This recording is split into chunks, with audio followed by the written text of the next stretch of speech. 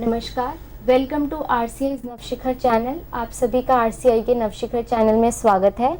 आज के हमारे मेंटल रिटार्डेशन के सेशन में हमारा टॉपिक ऑफ डिस्कशन है identification and management of childhood disorders. And for this discussion we have with ourself mister Ashutosh Kumar in our studio, जो इसकी डिस्कशन करेंगे और आपकी इसके रिगार्ड में इंफॉर्मेशंस देंगे। और Mr. Ashutosh Kumar were working in NIMH as rehabilitation psychologist, and now presently he is working as associate professor in clinical psychology at MAMC, and also he is associated with Lok Nayak Hospital. तो हम इसके बारे में discussion start करते हैं। तो if you have any query regarding this the topic which we are discussing, please call on our toll free number, and the number is 1800112008 265111613। हमारा fax number है 265111609। आइए हम अपने डिस्कशन स्टार्ट करते हैं हमारे एक्सपर्ट के साथ। Welcome sir. जैसे कि आज का हमारा टॉपिक ऑफ डिस्कशन है identification and management of childhood disorders. As the name itself suggest कि चाइल्डहुड डिसऑर्डर्स जो कि बच्चे को जो बचपन से ही जो उसको प्रॉब्लम होती है, तो इसके बारे में आप क्या बताना चाहेंगे? एक्चुअली बच्चे जो हैं, तो बच्चों को राष्ट्र की नींव बोला गया है। The childrens are the brick of the nation. As stronger the brick as stronger will be the nation. तो यदि बच्चे की आधारशिला मजबूत होगी तो हमारा राष्ट्र भी मजबूत होगा। और बच्चों में कई प्रकार की समस्याएं आ सकती है, कई प्रकार से इसको वर्गीकृत किया गया है, क्लासिफाइड किया गया है। एक सबसे इम्पोर्टेंट जो क्लासिफिकेशन है वो आप स्क्रीन पर देख सकते हैं। चाइल्डहुड डिजीज़ को मेनली 4 भाग में बांटा गया है। सबसे पहला है specific developmental disorder of scholastic skills.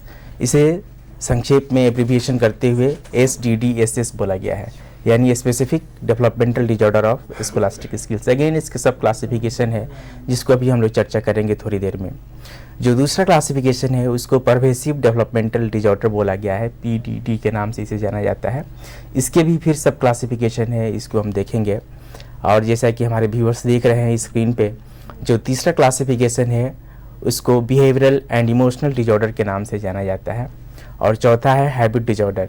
तो ये मोटे तौर पे ये 4 प्रकार की बीमारियां हैं। जब हम क्लासिफाइड करते हैं तो इसका मतलब ये नहीं है कि सिर्फ ये 4 ही प्रकार की हैं, और भी कई प्रकार की हैं। लेकिन keeping in the view of the limitation of the D.Ed MR students, okay, और keeping in the view of the time limitation of this program, I am going to discuss about these 4 types of the problem behaviour which are present in the children. तो जैसे आपने बताया जो childhood disorders हैं उसमें mainly जो हम concern जो हमारा फोकस होगा वो हमारे इन 4 जो भी आपने नाम बताए, जैसे PDD और इमोशनल डिसऑर्डर्स, ये जो हमारी जो 4 प्रॉब्लम जो हम डिस्कस करेंगे मेनली उन पे फोकस करते हैं। बिल्कुल। तो ठीक है, हम इसकी 1 बाय 1 इसकी डिस्कशन बिल्कुल डिस्कशन स्टार्ट करते हैं। तो सबसे पहला हम शुरुआत करते हैं, जैसा कि आप देख रहे हैं कि सबसे पहला क्लासिफिकेशन है specific developmental disorder of scholastic skills. और इसके भी पुनः 4 भाग में बांटा गया है, जिसको आम बोलचाल की भाषा में हमारे सभी स्टूडेंट्स परिचित हैं। डिसलेक्सिया, डिस्ग्रेफिया एंड डिसकैलकुलिया, जो सभी जानते हैं। लेकिन ICD-10 में 4 प्रकार के डिसऑर्डर हैं। सबसे पहले बोला गया है स्पेसिफिक रीडिंग डिसऑर्डर्स और डिसलेक्सिया। दूसरा है स्पेसिफिक स्पेलिंग डिसऑर्डर और डिस्ग्रेफिया। तीसरा है specific disorder of arithmetic skills और डिसकैलकुलिया।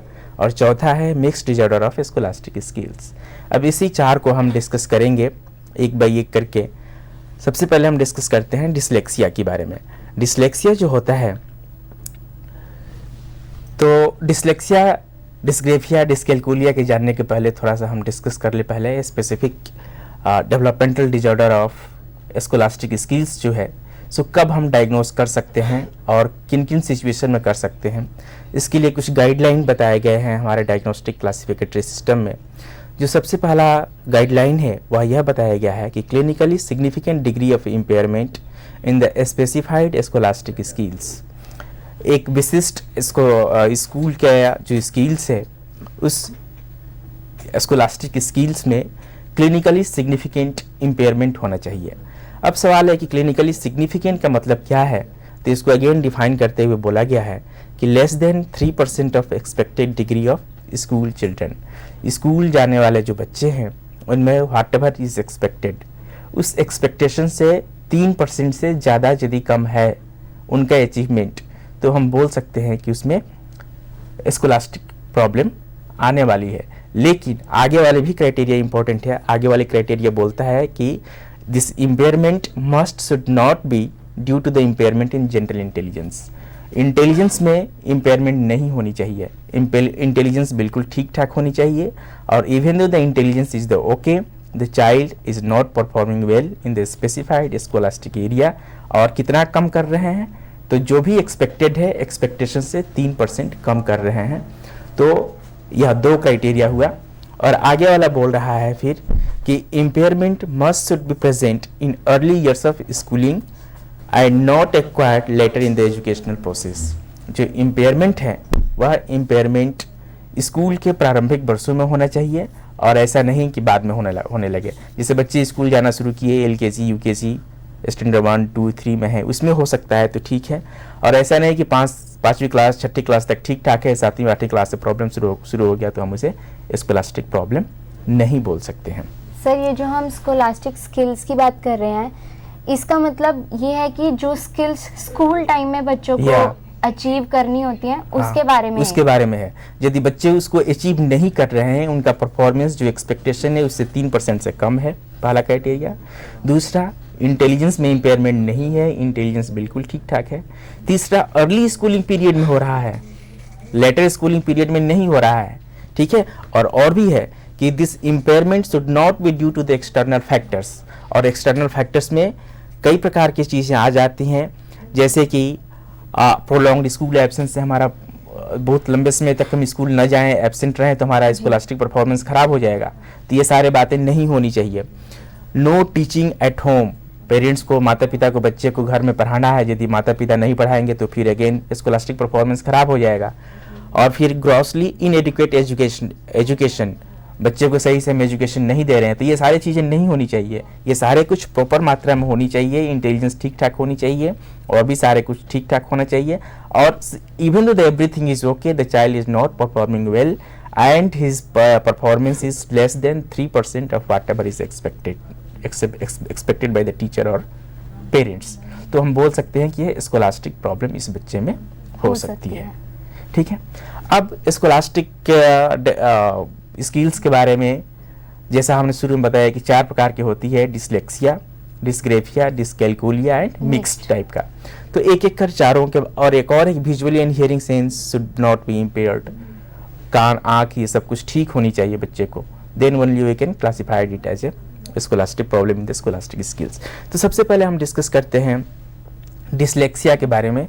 और जैसा कि हमारे व्यूअर जानते होंगे, डिसलेक्सिया में क्या होता है, रीडिंग एबिलिटी इम्पेयर्ड हो जाती है। Even though the normal intelligence, general intelligence is okay, the child is getting the full opportunity, his visual sense, hearing sense, tactile sense, all senses are okay, but he is not performing well in the reading ability only. Okay, so the child will becomes under the dyslexia. तो dyslexia में क्या क्या symptoms होते हैं, पहले symptoms देखते हैं हम। सबसे पहले इसमें क्या होती है कि पुअर रीडिंग कम्प्रीहेंशन स्किल्स, किसी चीज़ को पढ़ करके समझने की जो क्षमता होती है वो क्षमता उनकी इम्पेयर्ड हो जाती है। और फिर इसके अंतर्गत, इस पुअर रीडिंग कम्प्रीहेंशन स्किल्स के अंतर्गत अगेन सब कैटेगरीज है लक्षण की, सिम्टम्स की, क्या क्या सिम्टम्स हैं। सबसे पहले बोलता है inability to recall facts read, जो कुछ भी उसने फैक्ट्स पढ़ा है, जो कुछ भी तथ्य उसने पढ़ा है, उस तथ्य को वह रिकॉल करने में, एक समय के बाद उसे पुनः याद करने में वो अपने आप को अक्षम पाता है, समर्थ नहीं पाता है। तो यह सबसे पहली क्राइटेरिया है। दूसरा है inability to draw conclusion from the material read, जो कुछ भी हुआ उसने पढ़ा है उससे जनरली हम एक कंक्लूजन निकालते हैं, एक निष्कर्ष निकालते हैं कि after reading this story I am reaching on this conclusion, but such type of children they are not reaching on that conclusion. अभी एक एग्जाम्पल दूंगा, एक और मैं इसका पहले ये देख लूँ। Use of general knowledge as background information rather than of information from a particular story of the answer question about a story. General use of general knowledge, किसी सवाल के जवाब देने के लिए जनरल नॉलेज का वे इस्तेमाल करते हैं, उस नॉलेज का इस्तेमाल नहीं करते हैं जो किसी एक पर्टिकुलर स्टोरी में दिया गया है। एक एग्जाम्पल देखते हैं, बहुत सिंपल सा एग्जाम्पल। सपोज बच्चे को एक कहानी सुनाई जाए। कहानी सपोज लाइक इस प्रकार से है। एक लड़की थी, वह बहुत शरारती थी, उसका नाम कमला था। वह अपने भाई मोहन के साथ बरगद के पेड़ के नीचे बैठी थी। कमला को शरारत सूझी। बरगद के पेड़ के ऊपर मधुमक्खियों ने छत्ता बना रखा था। उसने एक ईंट उठाया और मधुमक्खियों के छत्ते के ऊपर दे मारा। मधुमक्खियाँ भिनभिनाने लगी और मोहन को काट काट करके उसके पूरे शरीर को कुप्पा बना दिया। कमला को अपने किए पर बहुत दुख हुआ और वह बाद में बहुत पछताई और फूट फूट कर रोने लगी। यह कहानी सुना दिए। अब कहानी सुनाने के बाद से अब यदि हम बच्चे से 1 मिनट का गैप देते हैं, गैप देने के बाद पूछते हैं कि बेटे जो कहानी अभी हमने सुनाई थी उस कहानी को बोलो, तो चाइल्ड इस बात को रिपीट नहीं कर सकता है। The child is unable to recall the facts whatever is given there. और यदि इससे हम कुछ क्वेश्चन एलिसिट करें, कमला के भाई का क्या नाम था, वह कहाँ बैठा था, किस पेड़ के नीचे बैठा था, कमला ने क्या शरारत करी, फिर क्या हुआ, ऐसे ऐसे क्वेश्चन एलिसिट करें तो इससे वह कंक्लूजन निकालने में और जो भी फैक्ट इस कहानी में दिया गया है उसके अनुसार आंसर देने में इस प्रकार के बच्चे जो होते हैं अपने आप को प्रॉब्लम में पाते हैं। सर जैसे आपने बताया कि डिसलेक्सिया में रीडिंग मेनली जो रीडिंग प्रॉब्लम होती है, रीडिंग कॉम्प्रिहेंशन में प्रॉब्लम होती है। अगर जैसे आपने बताया कि जो बाकी की जो इसकी इंटेलिजेंस है या फंक्शनिंग है, सेंसरी जो ऑर्गन्स है वो सब कुछ नॉर्मल फंक्शन कर रहे होते हैं, लेकिन बस जैसे बात है कि पुअर रीडिंग कॉम्प्रिहेंशन स्किल्स होती हैं, तो कहीं ये इंटेलिजेंस में अफेक्टेड नहीं होती कि बच्चा कॉम्प्रिहेंड नहीं कर पा रहा है, बच्चा समझ नहीं पा रहा है, तो उसका रीजन क्या है, क्यों नहीं समझ पा रहा? क्यों नहीं समझ पा रहा है, ये तो कॉजेस की बात हो जाती है ना डिसलेक्सिया की। और जहाँ तक इंटेलिजेंस की बात है कि इंटेलिजेंस अफेक्टेड, यदि उसकी इंटेलिजेंस अफेक्टेड है तो कॉम्प्रिहेंशन लेवल सभी जगह पुअर होगा, न कि सिर्फ एजुकेशन में ही पुअर होगा। ठीक है, बाकी सारे एरिया में उसका कॉम्प्रिहेंशन ठीक है, बट रीडिंग में उसका कॉम्प्रिहेंशन पुअर है। वही चीज उसको पढ़ने को न देकर ऐसे बोल करके हम समझा दें तो बच्चा उस चीज को समझ लेगा, लेकिन उस ये कहानी स्टोरी उसको दें, बोले कि इसको पढ़ो और पढ़ करके इसको ऐसे बंद कर दिया, बंद करके बोले कि 2-3 क्वेश्चन निकाल करके पूछे कि बोलो इस कहानी में क्या था, तो बच्चा ऐसा नहीं कर पाएगा। इसे न्यूरोलॉजिकल डिसऑर्डर के अंतर्गत भी देखा जाता है। इसमें स्नायुमंडल की, नर्वस सिस्टम की प्रॉब्लम होती है और भी कई प्रॉब्लम होती है जिसे हम देखेंगे थोड़ा देर बाद में। अच्छा, इसके और भी कई सिम्टम्स हैं। अगला सिम्टम्स बोल रहा है रीडिंग वर्ड रिकॉग्निशन। बच्चा जो वर्ड है उसको सही से पहचान नहीं कर पाता है। जैसे लिखा हुआ है गर्ल GIRL और बच्चा पढ़ता है ग्रिल, लिखा है जग JUG जग और बच्चा पढ़ता है गम GUM गम। ठीक है, तो ये सारी समस्याएं आती हैं। नेक्स्ट है reversal of words in sentence और लेटर्स विद इन वर्ड्स। इसमें सेंटेंस के अंतर्गत जो वर्ड है उसको वह उल्टा करके पढ़ता है, या फिर एक वर्ड के अंतर्गत जो उसके लेटर हैं उसको वह उल्टा करके पढ़ता है। जैसे इसका बहुत सिंपल सा एग्जाम्पल, कहीं पे लिखा हुआ है 6 तो उसको 9 करके पढ़ेगा वो। 3 लिखा हुआ है तो उसको वह हिंदी में 3 लिखा हुआ है ऐसे वाला, हिंदी मीडियम बच्चों के साथ होती है तो उसको वह 6 पढ़ते हैं ऐसे वाला। ओके, तो ये सारे कुछ समस्याएं आती हैं। फिर ओरल रीडिंग स्किल्स में भी और भी कई प्रकार की समस्याएं आती हैं, जैसे फॉल्स स्टार्ट। अब हम कहीं से शुरुआत करते हैं तो पैराग्राफ होता है, पैराग्राफ के फर्स्ट वर्ड है वहाँ से शुरुआत करते हैं और कंटिन्यूसली हम लोग पढ़ते हैं उसको, लेकिन उसमें क्या होता है कि वे 1-2 वर्ड छोड़ करके अपना स्टार्ट करते हैं, फॉल्स स्टार्ट। या फिर वे शुरुआत करते हैं और 1-2 वर्ड बीच में मिसिंग हो जाता है, फिर आगे वाला वर्ड पकड़ लेते हैं वो। और दूसरा हो सकता है लॉन्ग हेजिटेशन और loss of place in text. Long hesitation to start करने के पहले काफ़ी सोचेंगे कैसे बोलूँ, क्या करूँ, जल्दी शुरुआत ही नहीं करेंगे, पढ़ेंगे ही नहीं। और फिर loss of place in the text, कुछ प्लेस को वे छोड़ देंगे। एंड इनएक्यूरेट फ्रेजिंग, हम बोलते हैं तो उसमें फ्रेजिंग करके बोलते हैं, कब रुकना है, कैसे रुकना है, किस सब्ज पे कितना चढ़ाव है, उतराव है, ये सब we are maintaining. Okay, but उनमें इनएक्यूरेट फ्रेजिंग होता है, बोलते हैं तो without comma and full stop they will be speak the everything. मतलब उनको प्रॉपर सेंस नहीं होता कि Yeah. कहाँ उनको पॉज देना है, कहाँ से कौन सा स्ट्रेस डाल के उनको स्टार्ट करना है। बिल्कुल बिल्कुल। और फिर कुछ बच्चों में ये भी होता है कि स्लो रीडिंग रेट, बहुत स्लो, पढ़ने को दे दिया गया एक पैराग्राफ, अभी उसी एक पैराग्राफ को पढ़ने में वे 1 घंटे लगाएंगे, तो बहुत स्लो रीडिंग रेट भी होती है। कुछ बच्चों में ओमिशन की बात होती है, कुछ वर्ड को हटा देते हैं। सब्स्टिट्यूशन की भी बात होती है, कुछ वर्ड हटा हुआ होता है। डिस्टॉर्शन, कुछ वर्ड को उलटफेर करके बोलते हैं। और एडिशन ऑफ वर्ड्स, कुछ नया वर्ड्स अपनी ओर से जोड़ देते हैं। और पार्ट्स ऑफ वर्ड्स, तो ये सारे कुछ समस्याएं आती हैं डिसलेक्सिया के अंतर्गत। और स्पेसिफिक स्कोलास्टिक स्किल्स के अंतर्गत थी, जैसा हमने शुरू में कहा 4 प्रकार की बात होती है। अभी तो डिसलेक्सिया का सिम्टम्स हमने देखा। जो दूसरा इसका क्लासिफिकेशन है that is known as a dysgraphia. और डिस्ग्रेफिया में क्या होता है, राइटिंग प्रॉब्लम होती है, राइटिंग इज द पुअर। तो राइटिंग वर्क में, राइटिंग स्किल्स में जो समस्याएं आती हैं, उसमें क्या क्या समस्याएं आ सकती हैं, उसके मेन फीचर्स अभी आप हमारे स्क्रीन पर देख सकते हैं। जैसा कि आप देख रहे हैं, सबसे पहले है डिसलाइक और avoid writing work in the classroom. Classroom में वे राइटिंग वर्क को डिसलाइक करते हैं, पसंद नहीं करते हैं। Writing they never write the anythings, okay. और इसके बदले में मुख से ओरल जो होता है, orally they are very good in the oral work. Has difficulty in writing organize sentence. जब कभी भी हम सेंटेंस लिखते हैं, कोई वाक्य लिखते हैं, तो उसमें ऑर्गेनाइजेशन होता है ताकि पढ़ने वाले को, समझने वाले को इससे एक प्रॉपर मीनिंग मिल सके। बट ऐसे बच्चे जो होते हैं जिसमें डिस्ग्रेफिया की समस्या होती है, वे डिसऑर्गेनाइज सेंटेंस लिखते हैं, उसमें संगठन का अभाव रहता है। मतलब जो सेंटेंस का प्रॉपर मीनिंग होता है उसको पूरा ऑर्गेनाइज नहीं कर पाते हैं वो। अच्छा, फिर है has trouble in organizing thought on paper. यदि कोई उनका अपना नॉवेल थॉट हो, नूतन थॉट हो, नया थॉट हो, और बोला जाए कि आप अपने इस थॉट को इस पेपर पर लिख दें, तो he has problem to write his own thought on the paper.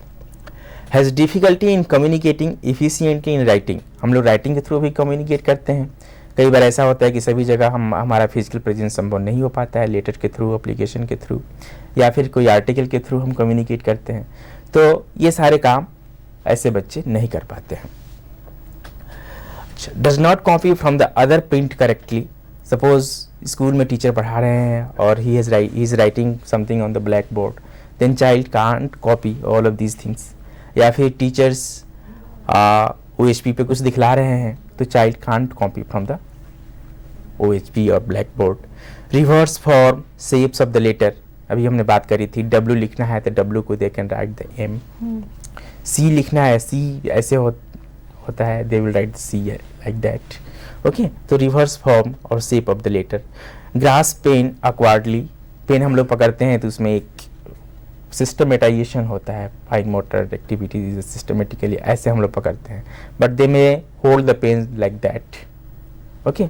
So they may hold the pen और pencil awkwardly. Has spacing problem, हम जब कभी भी लिखते हैं तो 2 वर्ड्स के बीच में थोड़ा सा स्पेस देते हैं ताकि उसको समझने वाले को पता चले कि now this word is over, second word is going to be start. लेकिन ऐसे बच्चे जब लिखना शुरू करते हैं तो देयर इज नो स्पेसिंग। नतीजा क्या होता है, सब कुछ मिल जाता है। अभी जेस्टाल्ट वालों ने, जेस्टाल्ट साइकोलॉजिस्ट वालों ने बात करी थी कोहेसिव फोर्स और रेस्ट्रेनिंग फोर्स की। तो कोहेसिव फोर्स में क्या होता है कि सारी जो शक्तियां हैं वातावरण की, वह सब मिल जाने की क्षमता होती है। इससे सारी चीज़ों को हम ऑर्गेनाइज रूप में देखते हैं। और रेस्ट्रेनिंग फोर्स में क्या होता है कि हम उसे सेपरेट करते हैं रेस्ट्रेनिंग फोर्स में। तो ऐसे बच्चों में क्या होता है कि कोहेसिव पावर जो है, कोहेसिव पावर ज़्यादा होता है। रेस्ट्रेनिंग फोर्स के द्वारा ही हमारा अपना व्यक्तिगत इंडिविजुअल डिफरेंस कायम है। I am differ from you, you are differ from someone else. How, कैसे? Due to the restraining force. And you are similar to me also. How? Because you are the also human beings. I have also 2 eyes, 2 ears, 1 nose, hair, you have also all of these things. तो cohesive forces है, ऐसे बच्चों में cohesive forces की मात्रा ज़्यादा होती है, रेस्ट्रेनिंग फोर्स काम नहीं कर पाती, इसलिए सारे वर्ड्स मिक्स हो जाते हैं। नतीजा होता है कि सारे वर्ड्स हौच पौच हो जाते हैं।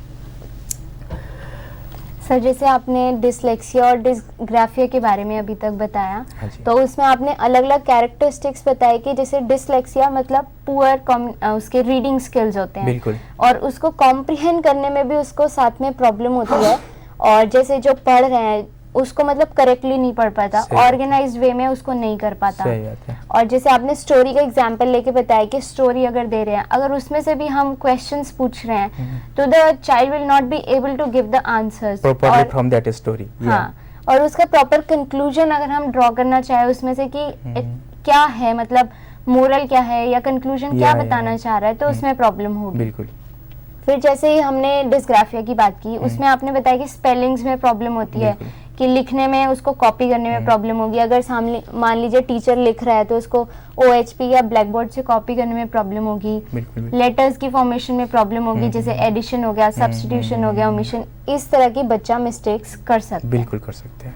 तो हम आगे बढ़ते हैं। अभी हमने देखा डिसलेक्सिया और डिसग्राफिया में क्या क्या कैरेक्टरिस्टिक्स होते हैं, और हमें कैसे पता चल सकता है कि बच्चे में ये सब प्रॉब्लम है, और ये कैरेक्टरिस्टिक्स हैं जिनके बेस पे हम कह सकते हैं कि yes the child is having dyslexia और dysgraphia. Now we will move on to the other conditions. या जो तीसरा इसका सब टाइप्स है scholastic specific disorder of scholastic skills का, उसे बोलते हैं डिस्कैल्कुलिया। डिस्कैल्कुलिया का मतलब होता है कि अरिथमेटिक में गणित की समस्याएं करने में बच्चों की समस्या प्रॉब्लम होती है। They can't do the mathematical problem properly. तो इसमें क्या क्या लक्षण हैं, क्या क्या सिम्टम्स हैं? सबसे पहले इसमें ये सिम्टम्स है कि रीड और राइट नंबर्स इनकरेक्टली। जो नंबर हैं, मैथ तो बिना नंबर का हो नहीं सकता है, उसको वह या तो रीड करेंगे और राइट दोनों इनकरेक्ट करेंगे। जैसे 13 लिखा है 1 3, तो they will read it as a 3 1। Okay, 31। 9 लिखा है तो उसको 6 के रूप में परसीव करेंगे, मतलब प्लेसमेंट चेंज कर देते हैं, रिवर्स हो जाता है, लेटर विल बी रिवर्स। 3 लिखना है तो 3 ऐसे होता है, दे विल बी राइट 3 ऐसे। 5 लिखना है 5 you will write like that. And ऐसे बच्चे क्या करेंगे, नीचे वाला पोर्शन ऊपर कर देंगे, ऊपर वाला नीचे कर देंगे। तो सबसे पहले ये समस्याएं आती हैं डिस्कैल्कुलिया में। दूसरा है स्पेशियल और डायरेक्शनलिटी प्रॉब्लम। स्पेस से रिलेटेड कहाँ पे कितना गैप देना है, इसकी प्रॉब्लम होती है। और डायरेक्शनलिटी प्रॉब्लम में ये होती है कि सपोज हम कुछ डायरेक्शन दें। एक उदाहरण लेता हूँ। मोहन को अपने घर से स्कूल जाना है, ठीक है। वो अपने घर से निकला, सीधे गया, सीधे जाकर दाहिने घूमा, दाहिने फिर सीधे गया, फिर बाएं घूमा, फिर दाहिने गया। अब उसका मुख किस दिशा में है? तो ऐसे क्वेश्चन में बच्चे को डायरेक्शन की समस्याएं आ जाती हैं। कब कैसे जाना है, कब दाहिने जाना है, कब बाएं जाना है, ये समस्याएं आती हैं। Does not understand place value. Place value सबको पता है, जैसे 25 और 27 जोड़ना है तो 5 7 इज द 12 और एक ऊपर गया, that is called place value. तो ऐसे बच्चों को प्लेस वैल्यू को समझने में समस्याएं आती हैं।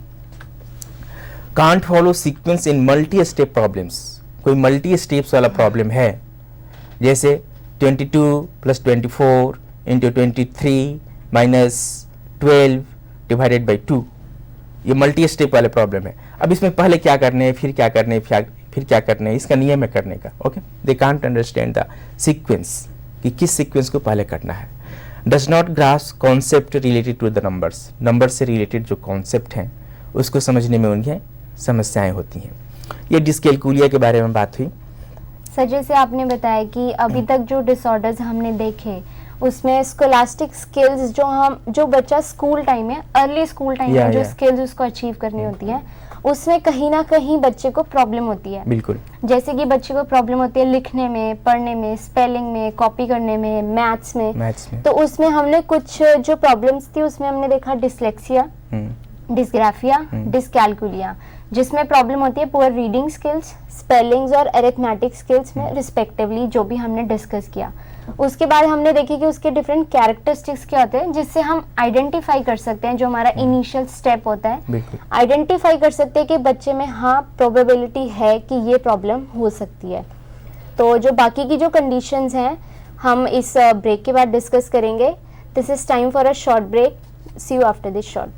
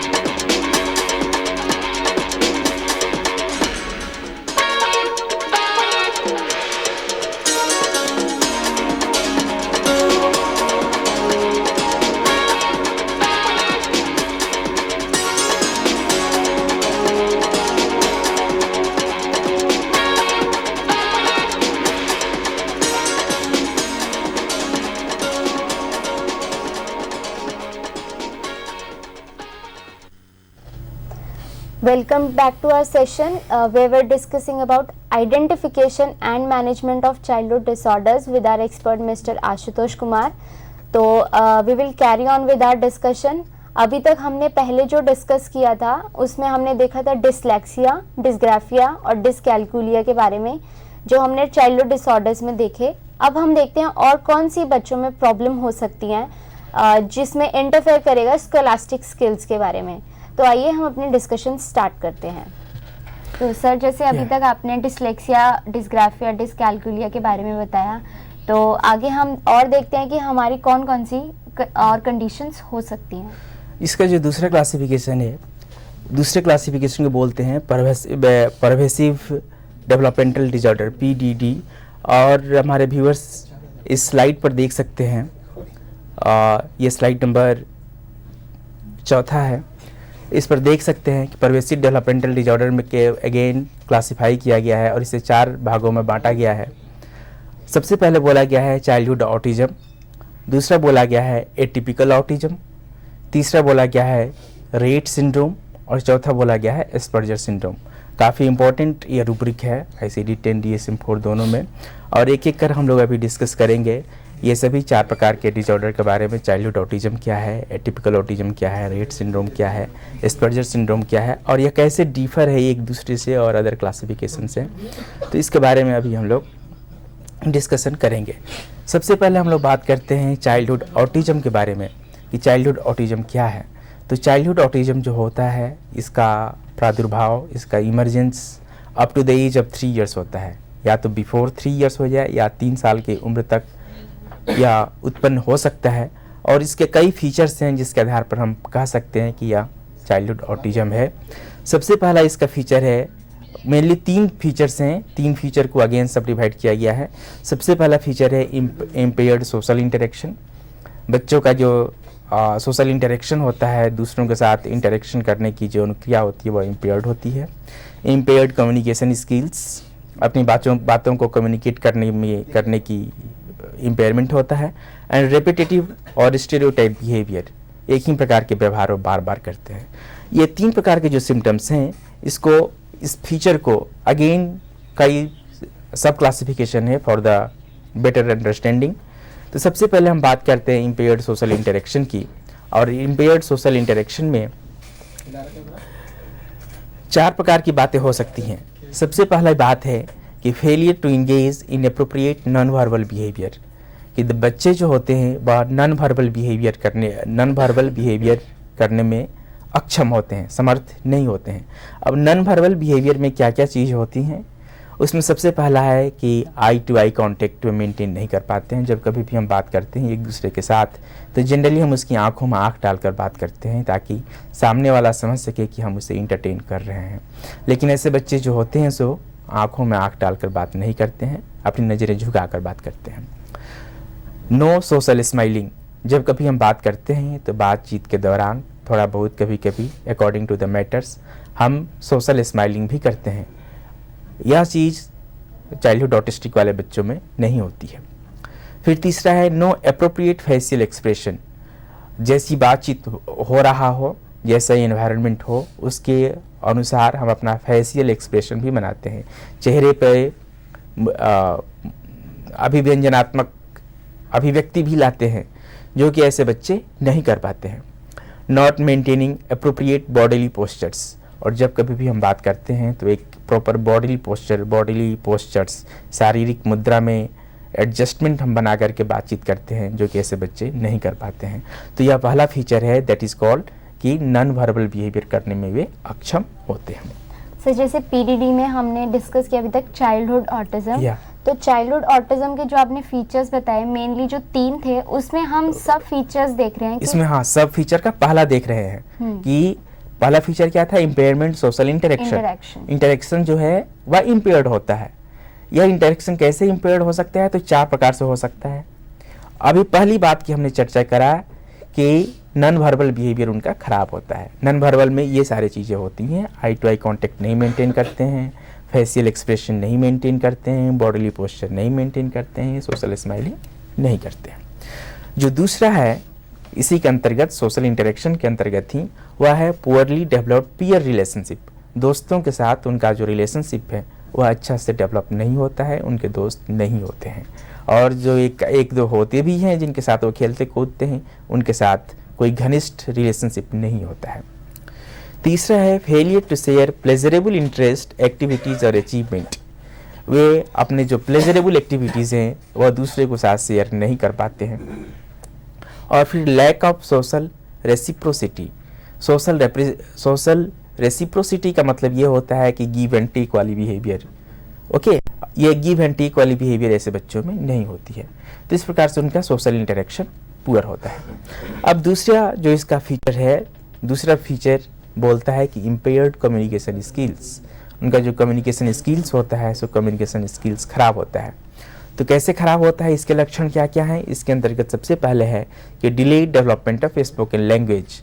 जो स्पोकन लैंग्वेज है, बोलने वाली जो भाषा है, इसका विकास देर से होता है। जनरली 1 साल के अंदर से बच्चे बोलना, फर्स्ट मीनिंगफुल वर्ड निकालना शुरू कर देते हैं, लेकिन ऐसे बच्चों में देखा गया कि 3-3 साल, 4-4 साल, 5-5 साल तक एक वर्ड भी मीनिंगफुल वो नहीं निकाल पाते हैं, तो उनमें लैंग्वेज का डेवलपमेंट डिलेड होता है।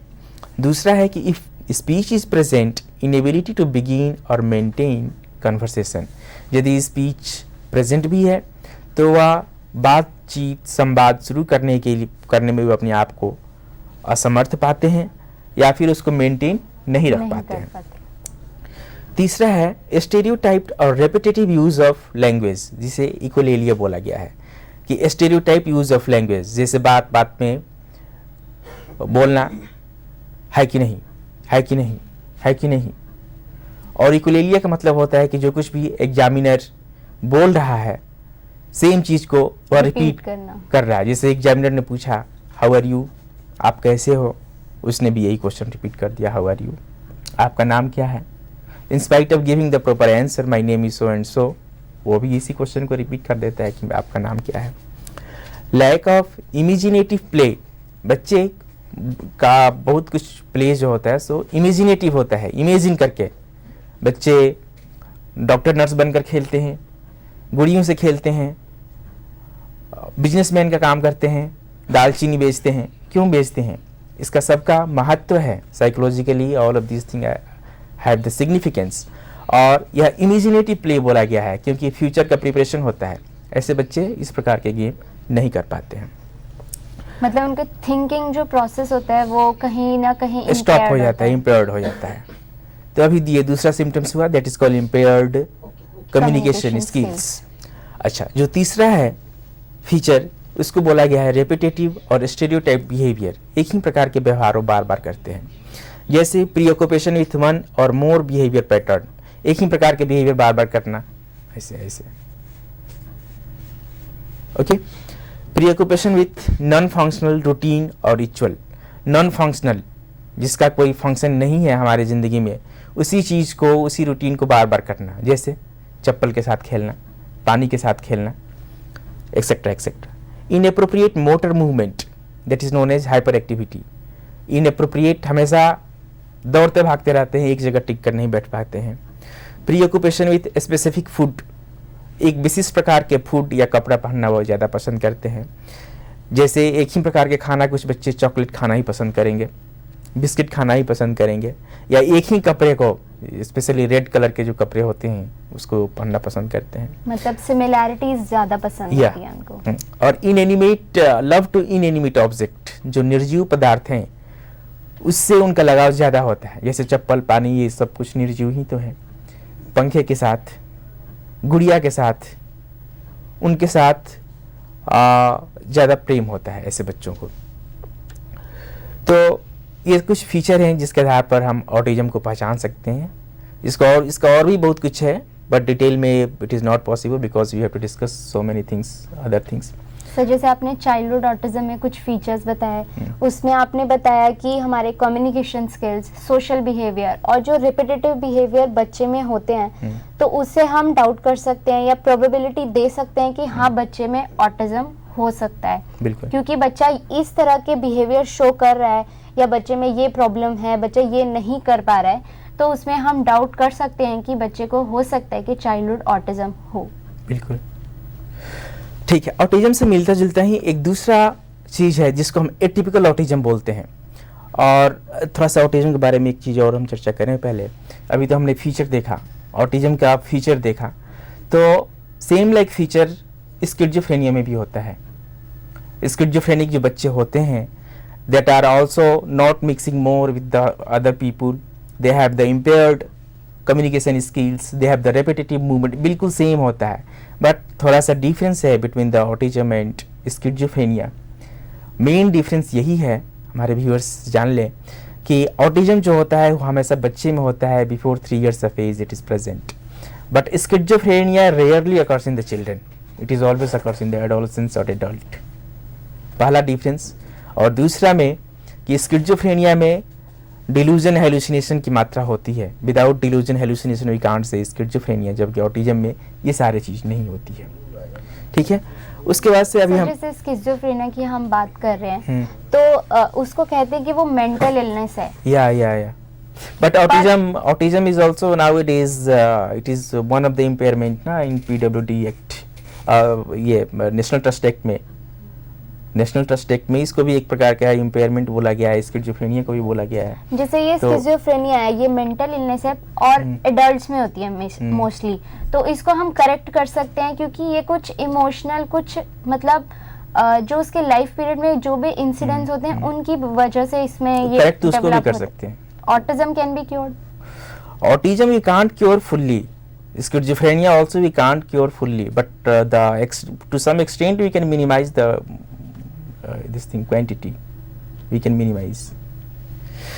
okay, दूसरा इसका क्लासिफिकेशन है that is known atypical autism. और यह एटिपिकल ऑटिज्म में क्या होता है, जस्ट ऑटिज्म लाइक सिम्टम्स होते हैं, बिल्कुल सेम सिम्टम्स, बट थोड़ा सा डिफरेंस है। पहला डिफरेंस यही है कि it never occurs up to the 3 years of age, it always occurs after the 3 years of age, 3 साल की एज के बाद ही यह होता है। impaired development becomes manifest for the first time after age of 3 years। और दूसरा है कि ऑटिज्म का जो अभी हमने गाइडलाइन नहीं देखा, कुछ सिम्टम्स देखा। हमारे डायग्नोस्टिक क्लासिफिकेटरी सिस्टम में गाइडलाइन दिया गया है, जैसे DSM-4 में बोला गया है 3 दिए गए हैं, 4 दिए गए हैं। ए में दिया गया है कुछ जो हमने सब मिक्स करके बताया, अभी बोलता है कि 6 दिया गया है, 6 में से 2 होना चाहिए ए में। बी में फिर 6 दिया गया है, बोला है 6 में से 4 होना चाहिए। सी में फिर 10-12 दिया गया है, बोला गया कि इसमें से 6 होना चाहिए। इतना यदि होगा तो हम ऑटिज्म बोलेंगे। एटिपिकल ऑटिज्म में क्या होता है कि वह जो गाइडलाइन उसमें दिया गया है कि 4 में से 2 होना चाहिए, वो ये फुलफिल नहीं करता है। 6 में से 4 होना चाहिए, इसको फुलफिल नहीं करता है। 10 में से 6 होना चाहिए, इसको फुलफिल नहीं, मतलब there is no sufficient criteria to fulfil the diagnostic criteria of the autism, पहला चीज। दूसरा चीज कि manifestation after the age of 3 years यदि होता है तो we can say it is the atypical autism. और एक चीज़ और देख लें कि एटिपिकल ऑटिज्म वाले जो बच्चे होते हैं mostly they are profoundly retarded, जबकि ऑटिज्म वाले जरूरी नहीं है। कुछ ऑटिस्टिक वाले तो ऐसे होते हैं कि they are just like the normal children. Okay, कुछ हाई फंक्शनिंग ऑटिज्म भी होते हैं जिनमें इंटेलिजेंस ठीक ठाक होती है, कुछ मेंटली रिटार्डेड ऑटिज्म भी होते हैं, कुछ प्रोफाउंडली रिटार्डेड भी, मतलब सब कुछ मिला जुला हो गया ना, प्रोफाउंडली भी हो गया, अदर कैटेगरी का रिटार्डेशन भी हो गया, नॉर्मल भी हो गया। बट इसमें एटिपिकल ऑटिज्म में क्या होता है कि mostly 99% of the cases the children are profoundly retarded.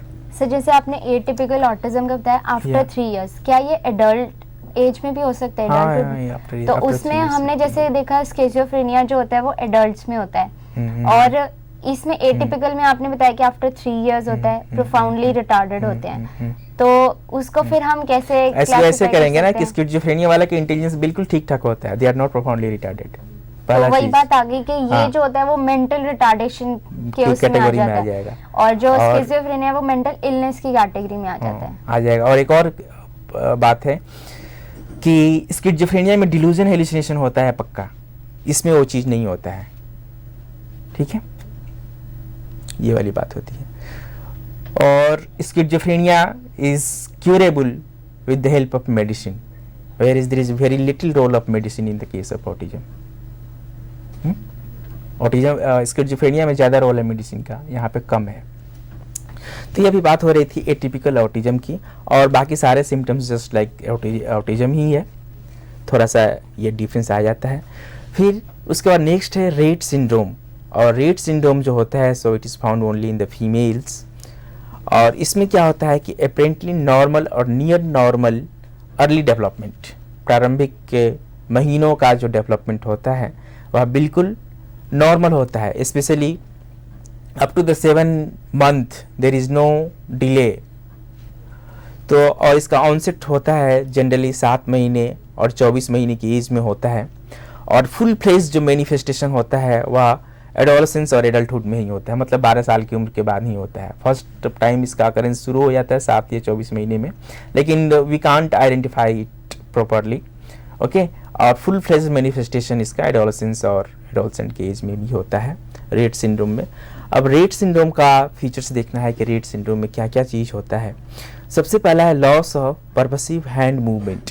जो हम हैंड मूवमेंट करते हैं पर्पसफुली, सपोज हम बात कर रहे हैं, हमारा आवर हैंड में मूवमेंट हो रहा है, हम लिखते हैं आवर हैंड इज मूविंग, खाना बनाते हैं हैंड इज मूविंग, तो इसमें क्या होता है कि जो पर्पसिव हैंड मूवमेंट है यह लॉस हो जाता है, ख़त्म हो जाता है। दूसरा है loss of acquired fine motor manipulative skills. Fine motor manipulative skills मतलब माले पिरोना, ये बटन लगाना, सुई धागे से बटन लगाना, ये सब फाइन मोटर मैनिपुलेटिव वर्क है, और एक्वायर्ड है, ये सीखा गया है, तो इन सारी चीज़ों का लॉस हो जाता है। फिर है लॉक और lack of development of language. जो कुछ भी लैंग्वेज उसने सीखा है वह लैंग्वेज में डिले हो जाता है, इम्पेयरमेंट हो जाता है। और beating of hands with saliva, हमेशा मुंह से लार टपकते रहता है, और लार टपकने की वजह से हाथ हमेशा गंदा रहता है उसका। तो ये सारे कुछ बात हैं रेट सिंड्रोम में जो कि फीमेल्स में पाया जाता है। एडोलसेंस और एडल्टहुड में जाकर मैनिफेस्टेशन होता है, कंप्लीट मैनिफेस्टेशन, हालांकि ऑनसेट 7 से 24 महीने में हो जाती है इसकी। और ये कुछ इसके सिम्टम्स है जिसके आधार पर रेट सिंड्रोम को हम पहचान सकते हैं। अगला जो क्लासिफिकेशन है that is known as the Asperger syndrome. तो Asperger syndrome it is mainly found in the boys, बच्चों में, लड़कों में पाया जाता है, या जबकि रेट सिंड्रोम लड़कियों में पाया जाता है। इसके कई फीचर्स हैं। सबसे पहला फीचर्स है पाओसिटी ऑफ एम्पैथी। एम्पैथी मतलब दूसरे की फीलिंग्स को समझने में अपने आप को वह असमर्थ पाता है। दूसरे को कष्ट देगा, कष्ट देने के बाद इसे उसके प्रति थोड़ी भी संवेदना नाम की चीज़ नहीं होगी, ठीक है। Naive inappropriate one sided social interaction, एक साइड का ही सोशल इंटरेक्शन होगा। अस्पर्जर सिंड्रोम वाले जो बच्चे हैं उससे किसी ने कुछ पूछ लिया तो ही कांट रिप्लाई नहीं देगा। क्यों? इसलिए कि लैंग्वेज नहीं, इसलिए नहीं देगा, जानबूझ के छोड़ देगा, because he can't maintain the social interaction. Little ability to form friendship, बहुत कम एबिलिटी होती है कि वह अपना दोस्त बना सके। एंड कॉन्सिक्वेंट सोशल आइसोलेशन, तो इन सब का नतीजा क्या होता है, वे सोशल आइसोलेशन में रहेंगे, दूसरों से मिलेंगे जुलेंगे नहीं, उनकी अपनी अलग की दुनिया होती है। तो जैसे इनका होता है कि ये रिप्लाई नहीं करते, किसी से इंटरेक्ट नहीं करते, तो ये भी पॉसिबिलिटी हो सकती है कि इनमें मूड डिसऑर्डर्स भी हो सकते हैं। मूड डिसऑर्डर भी हो सकते हैं, लेकिन अब क्या होता है कि मूड डिसऑर्डर में भी कई प्रकार की बातें होती हैं। मैनिया वाले जो होते हैं वो काफ़ी लोगों से मिलते जुलते हैं, उनका सोशल इंटरेक्शन बहुत अच्छा होता है, पुअर नहीं होता है। जबकि डिप्रेशन वालों का पुअर होता है, लेकिन पुअर भी होता है तो इसका मतलब यह नहीं है कि बिल्कुल ही पुअर है, किसी ने कुछ पूछा तो जवाब नहीं दिया, ऐसा नहीं होता है। जबकि इनमें वो सारे कुछ इनएबिलिटी नहीं है, एबिलिटी है, कर सकते हैं, बट वो जानते हुए नहीं कर सकते हैं, ठीक है। तो ये बात आ जाती है अस्पर्जर सिंड्रोम में। और फिर अस्पर्जर सिंड्रोम में एक सबसे मेन मैनिफेस्टेशन जो है that is called monotonic speech जो है सो काफ़ी मतलब निराशाजनक टाइप का होता है, जिसमें कुछ भी इंटरेस्ट नहीं होता है, मतलब एक ही टोन में हाँ काफ़ी निराशाजनक वाली बात होती है। पुअर नॉन वर्बल कम्युनिकेशन, हम लोग बहुत कुछ नॉन वर्बल कम्युनिकेशन भी करते हैं, जैसे इशारों से बात करते हैं, आँखों से बात करते हैं, तो इन सारी चीज़ों को नहीं कर पाते हैं। फिर है क्लमजी और ill coordinated movement and out postures. Clumsy देखने में काफ़ी भद्दे टाइप के लगते हैं, और इल कोऑर्डिनेटेड मूवमेंट सही से नहीं मेंटेन करते हैं, ऐसे बिल्कुल झुक करके चलते हैं, just like the old people और द वेरी इल पीपुल उसकी तरह मूवमेंट करके चलते हैं, postures एबनॉर्मल हैं। पोस्चर्स मेंटेन करके चलते हैं। Lack of ability to share enjoyment, उनमें एबिलिटी नहीं होती है कि अपने एंजॉयमेंट को, इंटरेस्ट को और अचीवमेंट को दूसरे लोगों के साथ शेयर किया जा सके। हालांकि उनका इंटेलिजेंस बिल्कुल ठीक होता है, they are very good in the intelligence और they are very good in the some specific academic skills, जैसे मैथमेटिक्स में, म्यूजिक में दे आर वेरी गुड। ठीक है, तो ये कुछ बात है जो कि अस्पर्जर सिंड्रोम में पाई जाती है। सर जैसे आपने अभी पहले हमें बताया था कि चाइल्डहुड ऑटिज्म डिसऑर्डर में क्या फीचर्स होते हैं, फिर हम आए एटिपिकल ऑटिज्म में, फिर आपने बताया रेट्स सिंड्रोम और एस्पर्जर सिंड्रोम में। ये अलग अलग फीचर्स हैं। मेनली जो इसका जो बेसिक है कि मतलब जो ऑटिज्म में होता है कि lack of social interaction, communication skills और एबनॉर्मल बिहेवियर, स्टीरियोटिपिक बिहेवियर होते हैं। और थोड़े अगर कैरेक्टरिस्टिक्स इसमें चेंज कर दिए जाएं तो उसके बेसिस पे हम देख सकते हैं कि बच्चे में कौन सा सिंड्रोम है, कौन सा टाइप है ऑटिज्म का, कि जो कि हमारे पीडीडी के एक अम्ब्रेला जो टर्म है उसके अंदर हम क्लासिफाई कर सकते हैं। जनरली क्या होता है कि ये जो चारों हमने देखा डिसऑर्डर ना, चाइल्डहुड ऑटिज्म, रेट सिंड्रोम और ये अस्पर्जर, तो कुछ बच्चों में मिक्स्ड होता है, तो we can't say like that the child is having the autism, तो उसके बदले में हम लोग लिखते हैं ASD, ऑटिज्म स्पेक्ट्रम डिसऑर्डर। ये इसको ऑटिज्म स्पेक्ट्रम डिसऑर्डर भी बोला गया है, परवेसिव डेवलपमेंटल डिसऑर्डर को ऑटिज्म मतलब स्पेक्ट्रम। अगर हम पर्टिकुलरली ना बता पाएं, क्लियर आइडेंटिफिकेशन ना हो सके कि इतनी इसने क्राइटेरिया फुलफिल किया है ऑटिज्म का, तो हम ऐसा भी ब्रॉडली बोल उसको सकते हैं, ASD लिख सकते हैं। बोल सकते हैं। ठीक है, तो अभी हमने दो चीज़ें देखा, एक देखा स्कोलास्टिक स्किल्स के बारे में, दूसरा देखा परवेसिव डेवलपमेंटल डिसऑर्डर के बारे में। अब तीसरा चीज़ हम लोग देखेंगे that is known as behavioural and emotional disorder. और बिहेवियरल एंड इमोशनल डिसऑर्डर काफ़ी कॉमन है हमारे डे टू डे लाइफ में, डे टू डे प्रैक्टिस में, और इसके भी कई क्लासिफिकेशन है। ब्रॉडली स्पीकिंग 6 क्लासिफिकेशन है इसके। बोला गया है hyperkinetic disorder, conduct disorder, separation anxiety disorder, phobic anxiety disorder, social anxiety disorder and sibling rivalry. तो इन 6 चीज़ों के बारे में हम देखेंगे एक एक कर। सबसे पहले देखते हैं हाइपरकाइनेटिक डिसऑर्डर कि हाइपरकाइनेटिक डिसऑर्डर में क्या होता है। फीचर देखने के पहले ये बता दूं कि कितनी type, well known to our viewers, it is known as ADHD, attention deficit hyper activity disorder also. तो इसको 3 भाग में बांटा गया है, 3 इसके सब टाइप्स हैं। सबसे पहला है प्रीडोमिनेंटली इनअटेंटिव टाइप, जिसमें बच्चे ध्यान नहीं दे पाते हैं।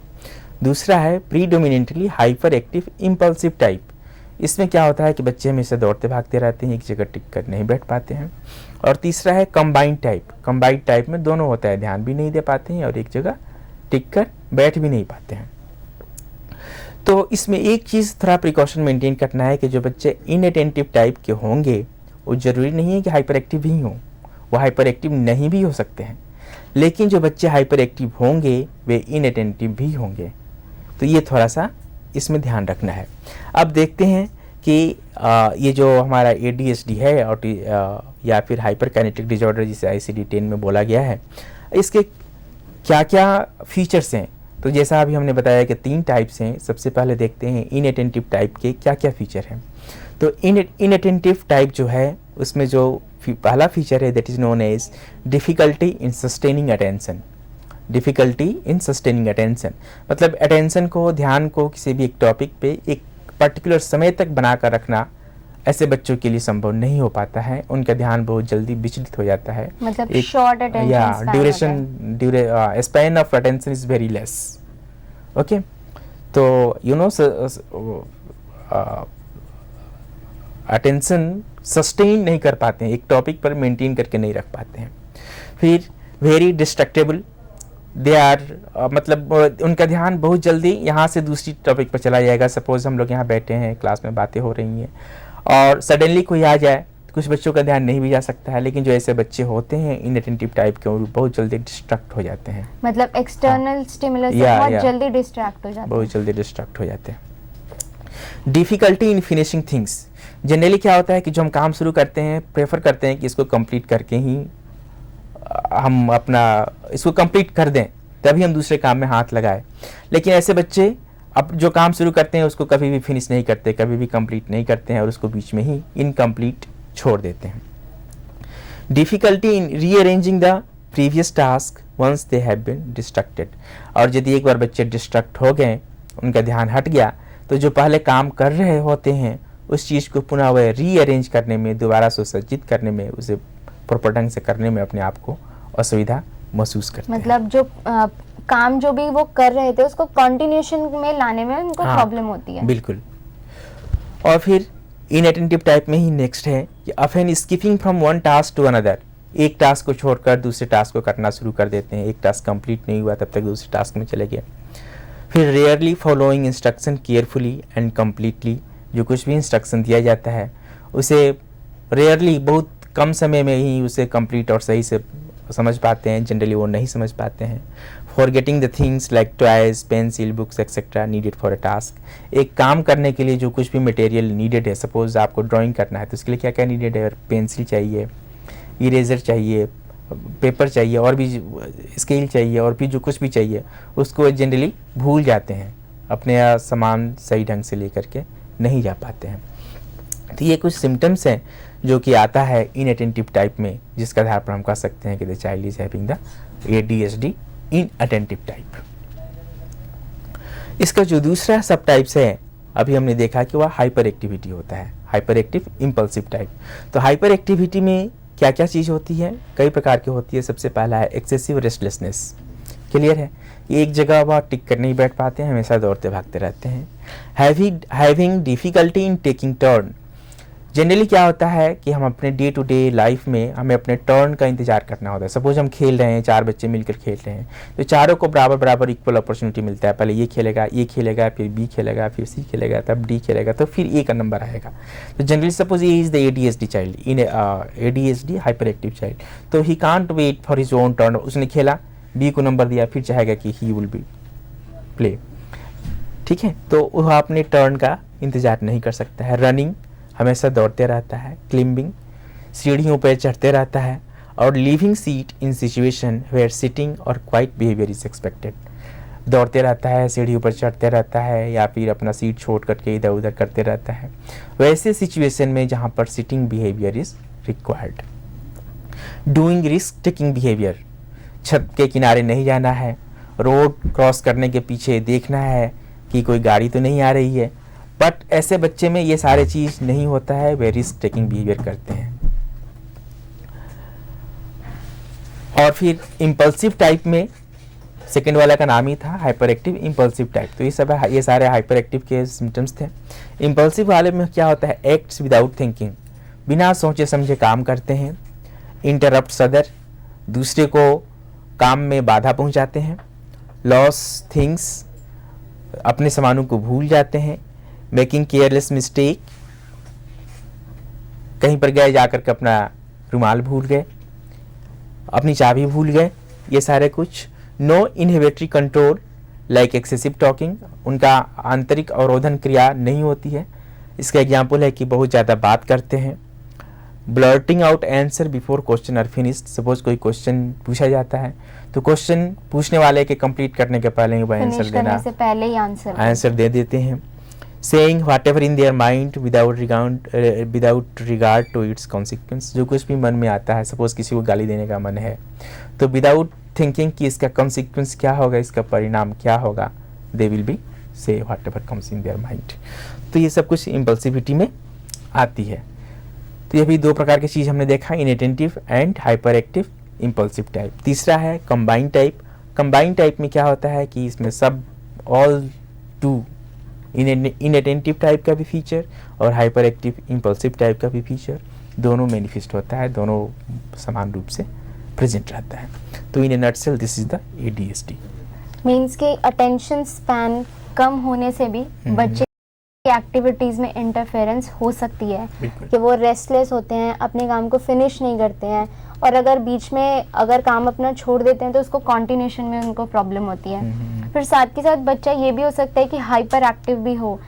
हम आपने बताया कि जो अटेंशन डेफिसिट डिसऑर्डर है उसमें ज़रूरी नहीं है कि बच्चा हाइपर एक्टिव हो, लेकिन अगर हाइपर एक्टिव है तो ये होगा ही कि बच्चे में अटेंशन स्पैन कम होगा। और कंबाइन भी हो सकता है, दोनों इम्पल्सिविटी भी हो सकती है और हाइपर एक्टिविटी भी हो सकती है, और इनअटेंशन भी हो सकता है। ठीक है, मतलब combination of all these two previous two हो सकता है। बिल्कुल। अच्छा, for the definite diagnosis of the ADHD कुछ चीज़ें ध्यान में रखना है कि आजकल क्या होता है ना कि सारे बच्चे दौड़ भाग करते रहते हैं, लेकिन हमारा जो डायग्नोस्टिक क्लासिफिकेशन सिस्टम है बोलता है कि भले ही वो दौड़ भाग करता है लेकिन हम ADHD नहीं बोलेंगे जब तक कि कुछ क्राइटेरिया नहीं फुलफिल कर रहा है। तो वह क्राइटेरिया क्या क्या है? सबसे पहला चीज़ है, symptoms must should be occur before the age of 7 years. 7 साल की उम्र के पहले अभी जो सिम्टम्स हमने चर्चा किया वो सिम्टम्स होना चाहिए। और ये जो सिम्टम्स है it should be continuous in 6 month, 6 महीने तक ये कुछ सारे सिम्टम्स होना चाहिए। और भले ही सिम्टम्स हों 7 साल के उम्र के पहले हों, 6 महीने से हो, लेकिन अभी मैं जो बोलने जा रहा हूँ इसमें से यदि एक भी इम्पेयर्ड नहीं है, एटलीस्ट 2 इम्पेयरमेंट होना चाहिए, 2 इम्पेयरमेंट नहीं है तो फिर हम ADHD नहीं बोलेंगे, 2 इम्पेयरमेंट होना ही चाहिए। It leads to impairment in at least 2 और more major life activities that includes family.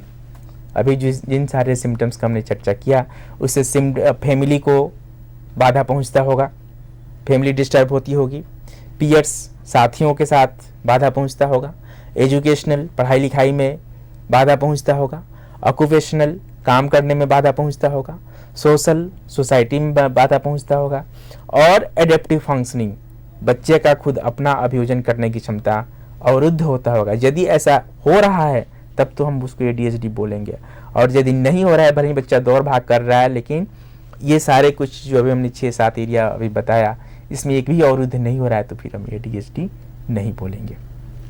तो ये for the definite diagnosis this is the guideline given in the DSM-4।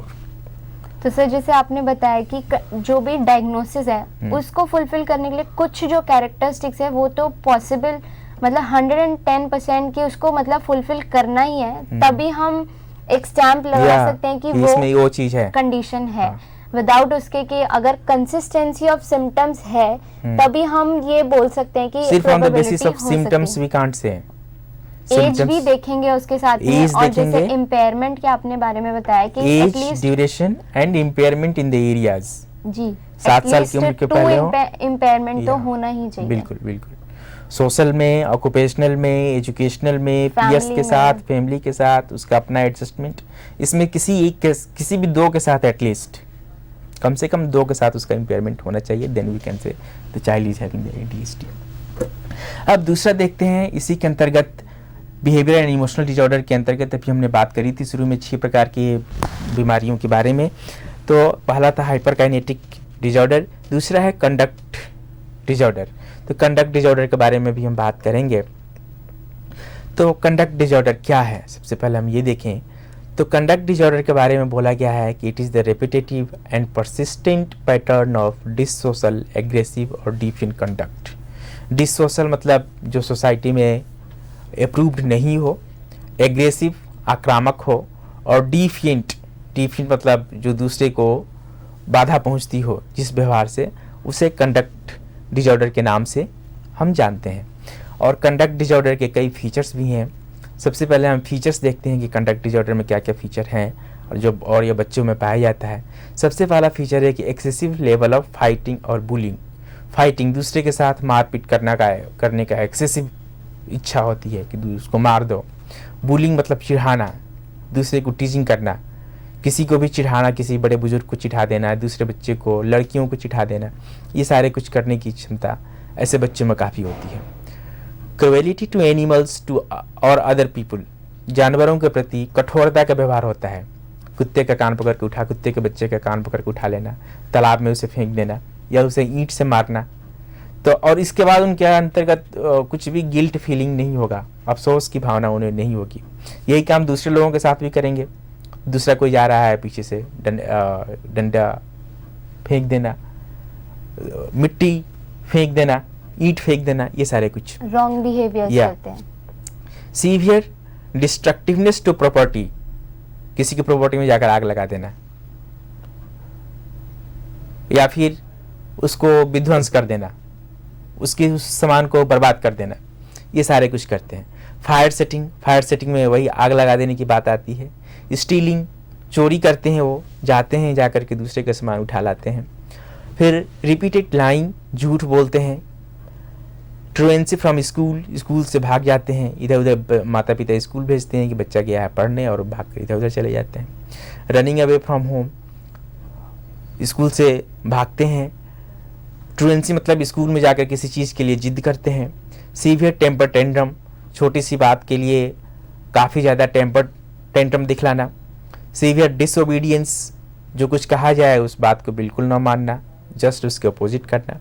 ये सारे कुछ होना चाहिए और ड्यूरेशन 6 मंथ और लॉन्गर होना चाहिए, 6 महीने से और इससे ज़्यादा समय तक यदि ये सारे सिम्टम्स हैं तो हम बोल सकते हैं कि बच्चे में कंडक्ट डिसऑर्डर है। तो कंडक्ट डिसऑर्डर के बाद बात होती है सेपरेशन एंजाइटी डिसऑर्डर की, और यह काफ़ी इम्पोर्टेंट प्रॉब्लम है, चाइल्डहुड डिसऑर्डर है, जो छोटे बच्चों में पाया जाता है, स्पेशली उनमें पाया जाता है जो 1 साल से लेकर के 5 साल की उम्र के बीच के होते हैं। सेपरेशन एंजाइटी, इसमें क्या होता है कि the unrealistic preoccupying worrying about possible harm after being detached from the major attachment figure. परिवार में कई प्रकार के लोग होते हैं, लेकिन बच्चा का सबके साथ अटैचमेंट समान नहीं होता है। किसके साथ अटैचमेंट ज़्यादा होगा यह कहना मुश्किल है। मोस्ट ऑफ द चिल्ड्रेन, ज़्यादातर बच्चों का अटैचमेंट माँ के साथ होता है, लेकिन कोई ज़रूरी नहीं है। कुछ बच्चों का अपनी दादी के साथ, नानी के साथ भी अटैचमेंट होता है। तो सेपरेशन एंजाइटी डिसऑर्डर में क्या होता है कि जब कभी भी वे अटैच्ड फिगर से अलग होते हैं तो उनमें एक अनरियलिस्टिक, अवास्तविक चिंता का विषय आने लगता है कि मेरा जो वो फिगर है जिसके साथ मैं अटैच्ड हूँ वह कैसे होगा। नतीजा यह होता है कि वह उस आदमी को छोड़कर अलग होना नहीं चाहता है। That is known separation anxiety disorder. और सेपरेशन एंजाइटी डिसऑर्डर के भी कई फीचर्स हैं। सबसे पहला फीचर्स ये है the child being lost, kidnapped और किल्ड। बच्चे को यह फीलिंग होती है कि यदि मैं इस पर्टिकुलर पर्सन को, माँ को, दादी को, नानी को छोड़कर कहीं जाऊँगा तो आई मे बी लॉस्ट, मैं भूल सकता हूँ, गुम हो सकता हूँ, कोई मेरे को लेकर भाग सकता है और मेरा जान मार सकता है। इस प्रकार की फीलिंग बच्चे में होती है। Refusal to go to school, वह स्कूल जाना नहीं चाहता है। फिर refusal to go to sleep, अपनी माँ को छोड़कर दूसरे बेडरूम में सोने के लिए नहीं जाएगा, जब भी सोएगा तो अपनी माँ के पास सोएगा। फियर ऑफ बीइंग अलोन, डर रहता है कि मैं अकेला हो जाऊँगा, मेरे साथ देने वाला कोई नहीं होगा। Repeated nightmares about separation, nightmares means भयानक सपने देखता है, भयानक सपने देखता है कि वह अकेले हो गया है और उसके साथ कोई किडनैप कर लिया है, या उसको कोई किल कर रहा है, या उसका जो प्रेफर्ड पार्टनर है, माँ, ग्रैंड मदर, तो उसका कोई मर्डर कर रहा है। इस प्रकार का वह सपना देखता है। Repeated occurrence of physical symptoms, और फिजिकल सिम्टम्स कुछ जैसे नौसिया, मन घबराने के टाइप का, एस्टोमक, पेट में दर्द होने लगता है, हेडेक, सर में दर्द होने लगता है, वोमिटिंग सेंसेशन आने लगती है। ये सारे कुछ रिपीटेड अकरेंस उस टाइम होने लगता है जब उसे अटैच्ड फिगर से अलग किया जाता है। तो यदि नहीं किया जाए तो नहीं होता है। तो that is known as separation anxiety disorder. काफ़ी प्रोमिनेंट है और इससे डील करना भी काफ़ी इम्पोर्टेंट है, ताकि इसको डील ना किया जाए तो आगे चल के हमारा पर्सनालिटी कुंठित हो जाएगा और personality become frustrated, okay, and it will produce the so many neurosis also. तो इसको मैनेज करना काफ़ी इंपॉर्टेंट होता है। That is not separation anxiety disorder. मतलब ये सिम्टम्स तभी आएंगे जैसे हमारा जो टर्म है वही खुद डिफाइन करता है, सेपरेशन एंजाइटी डिसऑर्डर्स। मतलब जो बॉन्डिंग, जिससे सबसे अच्छी बॉन्डिंग है, जिससे ज़्यादा अफेक्शन है किसी का, मान लीजिए जैसे बच्चे का आपने बताया, मान लीजिए माँ से है, तो उसको अगर अलग कर दिया जाए तो उसको डर रहता है, उसको अजीब सी फीलिंग होती है, उसको लगता है कि कोई उसे ले जाएगा या किडनैप कर लेगा। इस तरह के जो भी सिम्टम्स होते हैं तब हम कह सकते हैं कि बच्चे में ये प्रॉब्लम हो सकती है। बिल्कुल बिल्कुल बिल्कुल, ठीक है। अब इसका जो चौथा जो है classification, that is known phobic anxiety disorder. यह भी बच्चों में पाया जाता है और जनरली 5 साल से 12 साल की उम्र वाले बच्चों में पाया जाता है। फोबिक एंजाइटी डिसऑर्डर, फोबिया इसमें आ जाता है बच्चे में। तो इसमें क्या होता है, इसके सिम्टम्स में सबसे पहले embarrassing fear of living home, घर को छोड़ने के लिए उसमें डर टाइप का बैठ जाता है। एम्बैरेसिंग, उससे कुछ मतलब एम्ब्रास करने वाला सिचुएशन लगता है कि घर को he can't leave the home. फिर फियर ऑफ एंटरिंग शॉप्स, दुकान में एंटर करने के पहले, दुकान में घुसने के पहले उसे डर लगेगा। क्राउड्स, भीड़ भाड़ वाले जगह में जाने के पहले उसे डर लगेगा। पब्लिक प्लेसेस जैसे प्लेटफॉर्म हो गया, बस अड्डा हो गया, और एयरपोर्ट हो गया, इन सारे जगह पर उसे जाने में, अकेले जाने में डर लगेगा उसे। फियर ऑफ डॉग, कुत्ते से अवास्तविक अनरियलिस्टिक फियर होता है ये सारे कुछ। Fear of dog, spider, blood, injury, कुत्ते से उसे डर लगेगा कि कहीं कुत्ता मेरे को काट ना ले। स्पाइडर, घर में जो होते हैं स्पाइडर्स, छिपकली जो होती हैं, छिपकली से डर लगेगा। ब्लड से, नाखून वगैरह काटते वक्त थोड़ा सा खून निकल जाता है हमारे हाथों से, तो उन छोटे से खून के बूंद से भी, इंजरी से उसे काफ़ी कुछ डर लगेगा। Fear of exposure to a specific disease, उसे डर लगेगा कि कहीं कोई मेरे कोई स्पेसिफिक डिजीज़ कोई नहीं तो हो गया हो, जैसे दमा तो नहीं हो गया है, टीबी, कैंसर, ये सारे कुछ तो मेरे को नहीं हो गया है। तो ये सारे कुछ उसे लगता है, हालांकि रियलिटी में ऐसा कुछ नहीं है, इसीलिए इसको अनरियलिस्टिक बोला गया है। अनरियलिस्टिक मतलब कि the fear that doesn't allow there is the real any stimulus in the environment. Environment में ऐसा कुछ रियल कुछ नहीं होता है, बट उसे ऐसा लगता है, और नतीजा क्या होता है, वह इन सारी चीज़ों से अवॉइड करता है। तो ये सारे कुछ चीज़ हैं जो बच्चों में पाए जाते हैं। Onset before 6 year of age, 6 साल की उम्र के पहले से इसका ऑनसेट आना शुरू हो जाता है। फुल फ्लेज मैनिफेस्टेशन वही 5 से 12 साल के बीच में होता है। और अगेन इसको ये करना, मैनेज करना काफ़ी इम्पोर्टेंट होता है। यदि मैनेज ना किया जाए तो बाकी के सारी एक्टिविटीज़ अफेक्टेड होगी। सर, ये जो आप सिम्टम्स बता रहे हैं, इसमें ये होता है कि जो इंडिविजुअल है या बच्चा है, उसकी इंटेलिजेंस जो होती है वो नॉर्मल होती है, हाँ, बिल्कुल ठीक होती है। ये कुछ एसोसिएटेड सिम्टम्स होते हैं जो उसको, जो उसकी डेली रूटीन के जो भी है वो काम कर रहा है या जो भी वो एक्टिविटीज कर रहा है उसको इंटरफेयर कर रहा है। बिल्कुल, इसमें इंटेलिजेंस से ऐसा कुछ नाता रिश्ता नहीं है। Intelligence is the perfectly all right, और ये एक्वायर्ड होता है। या it is acquired, it is not इनेट, it is acquired. फिर है social anxiety disorder. Social anxiety disorder में क्या होता है कि fear of speaking in public place और स्कूल और स्ट्रेंजर और पर्सन ऑफ हायर अथॉरिटी, कि जो बच्चा है वह बच्चा पब्लिक प्लेस में बोलने में हिचकिचाता है। बच्चे को बोला जाए कि आज एक प्रोग्राम है स्कूल में, आओ मंच पर खड़ा होकर एक कविता सुनानी है या एक भाषण देना है गुरु गोविंद सिंह जी के प्रति या वीर कुंवर सिंह के प्रति, 4 लाइन बोलनी है, तो ही कांट स्पीक। या फिर किसी बच्चे की कंप्लेन अपने टीचर को करना है तो he can't speak in front of the those who are in the higher authority. और नतीजा क्या होता है, स्टैमरिंग की समस्या शुरू हो जाती है बच्चे में। Restricted to eat in public, 5 दोस्त बैठे हुए हैं और बोला जाए कि चलो साथ बैठ कर खाना खा लो, तो he can't eat in front of the 4-5 people and he prefer to eat in alone. Eye to eye contact will be partially stressful, यदि किसी से उससे बात की जाए तो eye to eye contact maintain करना उसके लिए स्ट्रेसफुल होता है, वह नहीं मेंटेन कर पाता है। अवॉइडेंस ऑफ स्ट्रेंजर्स, जो अपरिचित लोग हैं, एडल्ट हैं, साथी लोग जो हैं, पीयर्स, उनको वह अवॉइड करता है और he prefers to stay alone.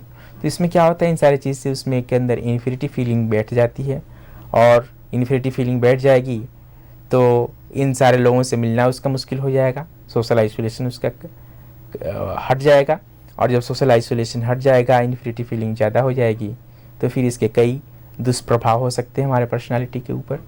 इसको भी मैनेज करना काफ़ी इंपॉर्टेंट होता है। बिफोर ऑनसेट इसका बिफोर 6 ईयर ऑफ एज, 6 साल के उम्र के पहले इसका ऑनसेट होता है। फुल फ्लेज्ड 5 से 12 साल के बीच में इसका भी होता है सोशल एंग्जाइटी डिसऑर्डर। और यही सारे एंग्जाइटी डिसऑर्डर को यदि सही से नहीं मैनेज किया गया चाइल्डहुड में, तो बाद में जाकर फोबिया हो जाता है, फोबिक डिसऑर्डर जिसको बोला गया है। मतलब अगर कंसिस्टेंसी रहती है, ऐसी सिचुएशन हमेशा उसके साथ रहती है, तो फिर बाद में उसको फोबिया और ज़्यादा नर्वसनेस और फियर हो जाता है। फोबिया मतलब it is found in the adult, और ये सारे चीज़ का उसका फोबिया के अगेन देयर आर 3 कैटेगरीज ना, agoraphobia, social phobia and isolated phobia. उसमें ये अभी चाइल्डहुड की बात हो रही है, चाइल्डहुड में ऐसे होता है। तो यही सारे चीज़ ज़्यादा मात्रा में ज़्यादा स्ट्रेसफुल होते हैं बच्चे के लिए, मैनेज करना ज़्यादा मुश्किल हो जाता है। तो जनरली क्या करते हैं, पेरेंट्स सोचते हैं कि बच्चा है इसलिए डर रहा है, प्रिंसिपल के सामने नहीं बोल रहा है, टीचर के सामने, पेरेंट्स के सामने, स्ट्रेंजर के सामने नहीं बोल रहा है, age age will be grow all of this thing will minimize. Generally parents will think like that, but it is not like that. बच्चे के अंदर कुछ स्ट्रेस है, उसको दूर करना बहुत ज़रूरी है। इसके लिए you have to consult with your psychologist. Okay, the psychologist have the so many tools through that they will be minimize all of these things. और एक बार यदि बचपन में ये सारे चीज़ों और बचपन में यदि ट्रीटमेंट किया जाए तो कम समय में ज़्यादा इम्प्रूवमेंट हो सकता है, और वही काम बाद में किया जाए तो लंबे समय में इम्प्रूवमेंट का रेट भी उतना नहीं होता है, थोड़ा कम होता है, और it is time taking process also. So it is always preferable to manage all of this thing in the childhood. और फिर सिबलिंग राइवलरी डिजॉर्डर की भी बात होती है। सोशल एंग्जाइटी डिजॉर्डर के बाद आती है सिबलिंग राइवलरी डिजॉर्डर में क्या होता है कि भाई बहनों में काफ़ी मारपीट होता है, और now it is found in all families. Feature क्या होता है कि onset during the months following the birth of the younger, कि ऑनसेट कब होता है। जनरली क्या होता है कि पहला बच्चा का जन्म हुआ तो सिबलिंग राइवलरी की बात उसमें नहीं आती है, लेकिन जैसे ही दूसरे बच्चे का जन्म होता है पहले वाले में सिबलिंग राइवलरी वाली भाई बहन के साथ झगड़ा करने वाली बात आ जाती है। क्यों आ जाती है? तो इसके पीछे कारण बताया गया है कि बच्चे जो पुराने वाले बच्चे हैं, older child, they are considering the younger child as their competitor, कि मेरा कंपटीटर आ गया, क्योंकि अब तक पहले वाला जो बच्चा था वही माता पिता का अटेंशन का सारा केंद्र हुआ करता था, जो कुछ उसे चाहिए था माता पिता देते थे।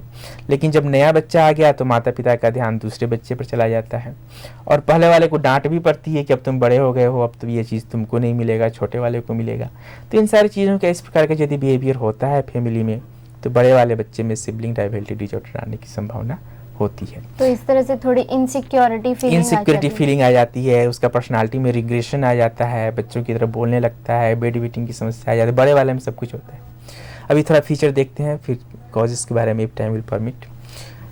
फिर ओवर हॉस्टिलिटी, जो दूसरा वाला नया वाला बच्चा है, छोटा वाला भाई बहन, उसके प्रति ओवर हॉस्टिलिटी, वो सोचता है कि ये यदि ख़त्म हो जाए तो पहले जो माता पिता का जो ध्यान मेरे पास जाता था वह फिर मेरी ओर आने लगेगा, तो क्यों नहीं इसको ख़त्म कर दिया जाए। इसके लिए ओवर हॉस्टिलिटी, मारपीट ज़्यादा करता है। Physical trauma towards the new born baby, physically trauma देने की कोशिश करता है, उसके पेट पर मार देना, नाक पर मार देना, उसको गिरा देना, ये सारी चीज़।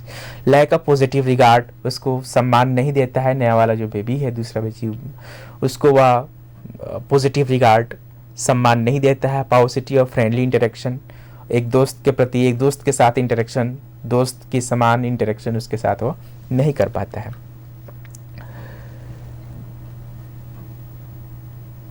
और ये सारे कुछ फीचर हैं जो कि पाया जाता है बड़े वाले में।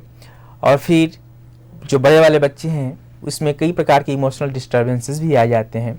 अभी हमने कुछ की चर्चा करी, कुछ और भी बातें हैं। सबसे पहले है loss of previously acquired skills, जो पहले उसने स्किल्स एक्वायर्ड किया है वह चीज़ वह भूल जाएगा। जैसे bowel and bladder control, latrine और पेशाब का जो कंट्रोल करने की क्षमता उसने अचीव करी थी वह भूल जाएगा, और वह भी छोटे बच्चे के समान ही टॉयलेट यूरिन पास करने लगेगा बिछावन पे। टेंडेंसी टू बेबीज बिहेवियर, छोटा वाला बच्चा जैसा बिहेवियर कर रहा है वैसा ही बिहेवियर ये भी करना शुरू कर देगा। Can copy the activities of the baby that requires parental attention such as feeding, कि जब तक माँ खिलाएगी नहीं तब तक खाऊंगा नहीं, मतलब बिल्कुल इसको बोला गया regression of the personality. Sleep में बिकम डिस्टर्ब्ड, उसका स्लीप डिस्टर्ब हो सकता है। He prefers to sleep with the mothers only, और माँ साथ में नहीं सोएगी तो उसे नींद नहीं आएगी। अपोजिशनल बिहेवियर विथ पेरेंट्स में इंक्रीज, माता पिता जो कुछ भी बोलते हैं उसका जस्ट अपोजिट करना वो शुरू कर देते हैं। तो ये सारे कुछ चीज़ हैं जो कि सिबलिंग राइवलरी डिसऑर्डर में पाया जाता है। सर, ये सब जो आपने डिसऑर्डर्स डिस्कस किए, ये जैसे बिहेवियरल और जो इमोशनल डिसऑर्डर्स जो भी प्रॉब्लम्स होती हैं, उसमें हमने देखा कि in spite of having normal intelligence in the people, there are some acquired symptoms during their life time. कुछ भी कंडीशन या इनसिक्योरिटी या नर्वसनेस या फियर की वजह से जो भी प्रॉब्लम्स होती हैं वो बच्चे में इस तरह से सिम्टम्स प्रोड्यूस कर देते हैं, और उनसे हमें देख के पता चलता है कि बच्चे में कुछ डिसऑर्डर है, कि वो अपने आप को सोशली इंटरैक्ट करने में सक्षम नहीं है, अपने आप को आइसोलेट कर रहा है, अपने आप को मिक्सअप नहीं कर रहा, और ये सब प्रॉब्लम हो सकती हैं। बिल्कुल, ये सारे कुछ चीज़ें जो पाया जाता है, and it is known as behaviour and emotional problem.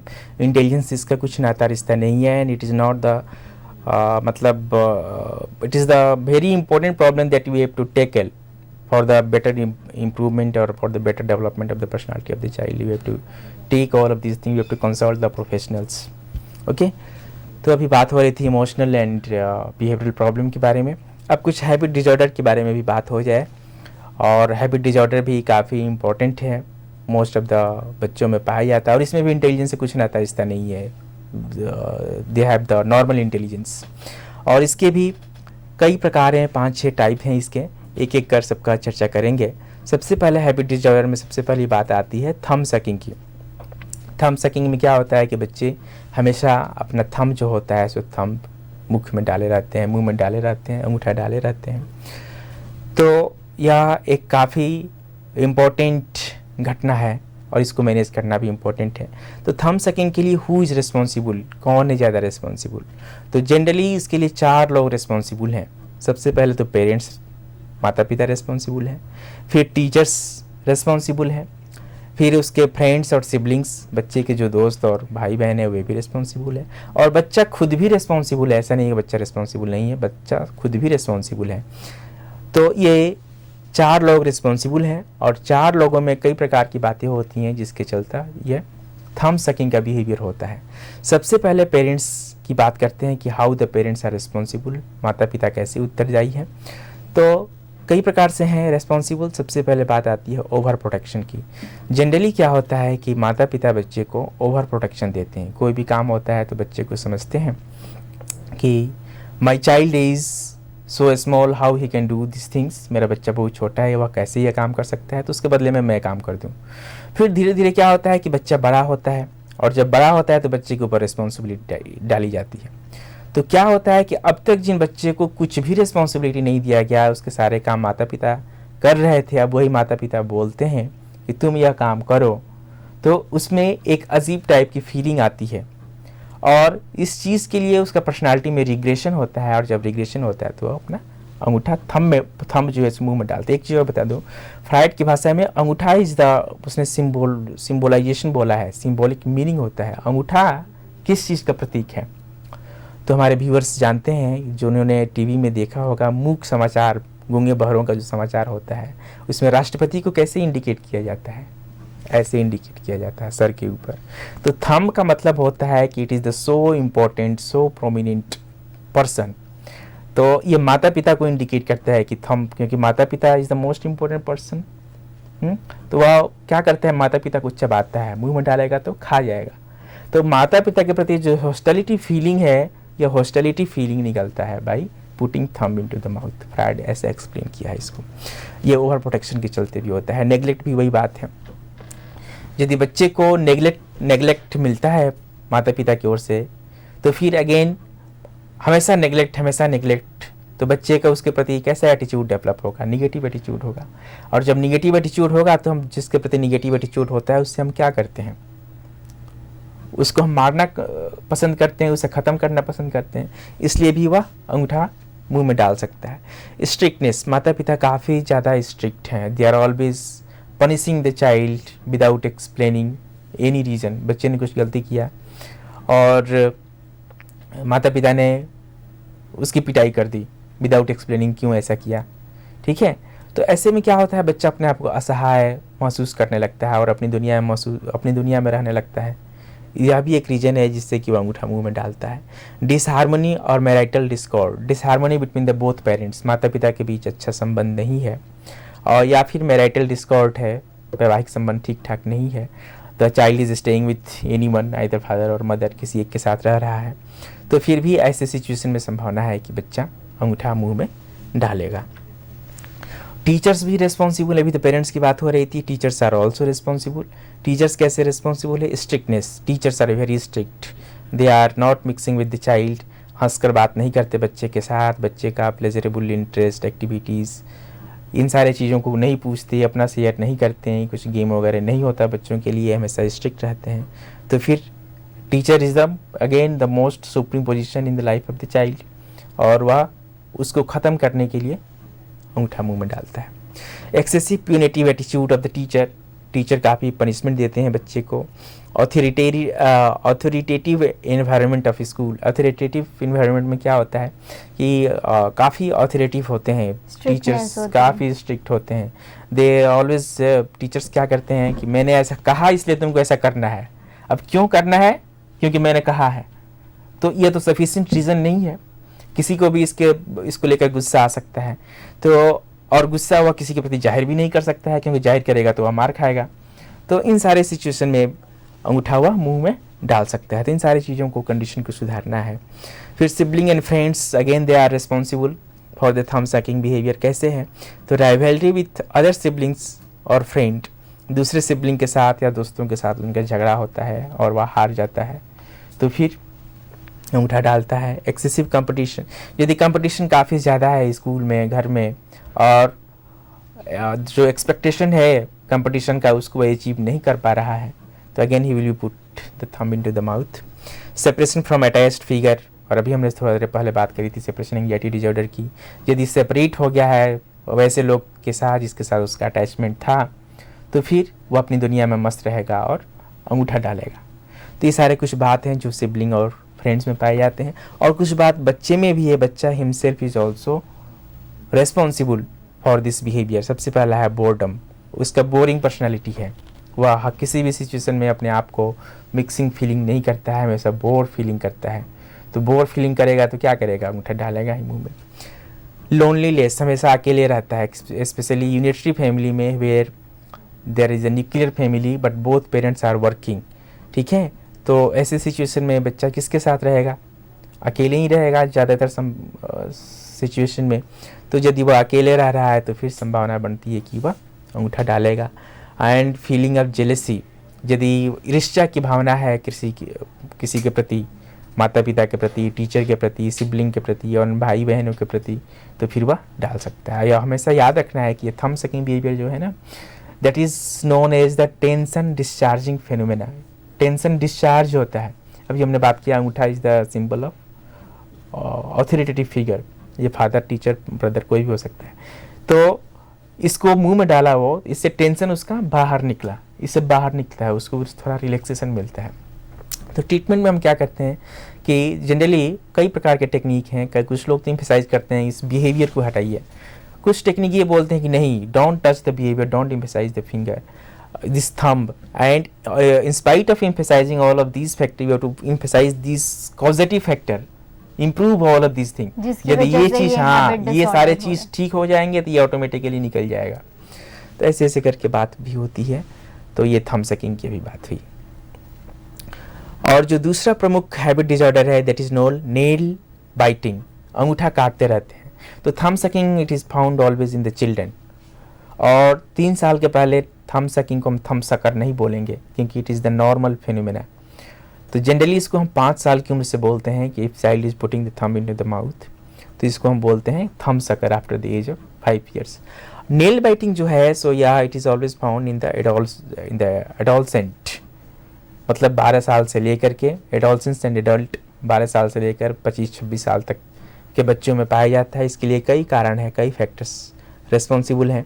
सबसे पहले पेरेंटल नेगलेक्ट, पेरेंट्स की ओर से मतलब बच्चे को नेगलेक्ट मिल रहा है, उसको स्वीकार नहीं कर रहे हैं, हमेशा उसका तिरस्कार कर रहे हैं, तो they will be start the nail biting. Separation from the attached parents we already discuss. Strictness और प्यूनिटिव पेरेंट्स और टीचर्स, ये सारे कुछ हमने अभी किया था डिस्कस थंब सकिंग में। जो इसमें एक नया फैक्टर इमर्ज होता है that is known as the stress of examination.